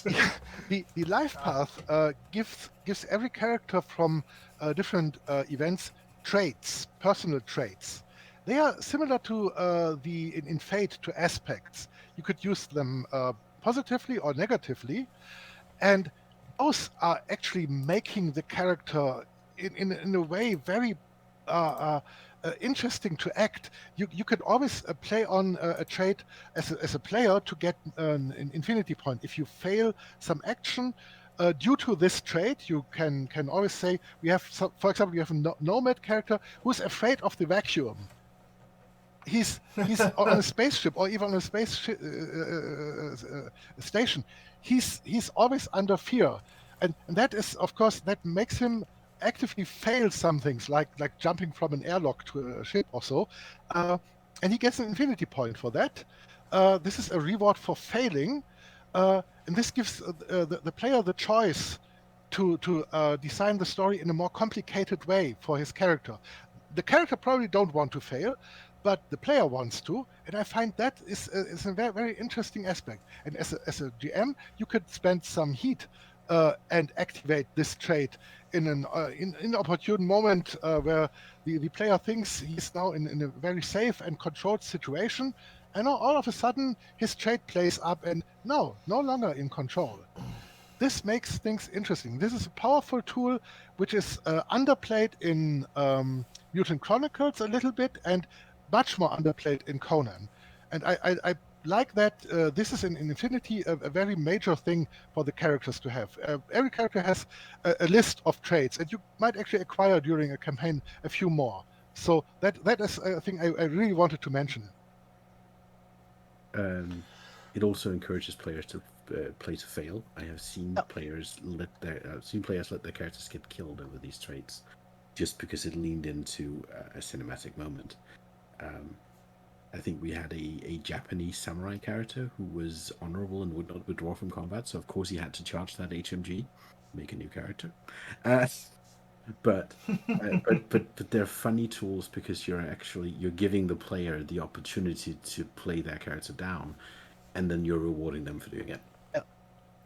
Cool. So we're ending this on a positive note, guys. So that's but I think everybody that listened to this all the way to 2 hours, we have talked on this this great game and this great setting. And Niels or Frank, you have to hook me up for a game some Sunday, so we can play something together. So. Is there anything else you want to enlighten us with, or do you have anything to add? Yeah, a little bit. The thing is, the last 2 books for the Infinity line have been published. The last 2 books that had been financed by the Kickstarter, and there are lots of rumors that the product line is now at an end. There's nothing new announced for Infinity, so it might actually be the last time to actually get your hands on everything Infinity. I can recommend doing that. There might be bundles in the next few months or so, like they did with Mutant Chronicles, and it's a great game. And I can really recommend getting that if you're interested in science fiction games without the supernatural stuff going on. The way Corvus Belli does Sure. it, I know there's some Modiphius publishing them, but the way It's Corvus Belli does it, Modiphius. yeah, I know. But the way Corvus Belli usually does this is that if they have a single product, then they'll have a last sale and they'll announce it. Yep. I imagine they'll do similar here. Yeah, maybe. Yeah. Thanks for Frank for doing this, guys. It was a great talk. Mostly you did the talking, and I tried to put you inside the outline. So thanks for this, guys. Very welcome. Very good. Yep. Thanks to Frank and Niels to talk to us about Infinity. I hope you enjoyed it as much as I did. Next week we want to touch on the Markbo role-playing game, the aesthetically beautiful and great OSR game with Johan, which are one of the game designers for the game.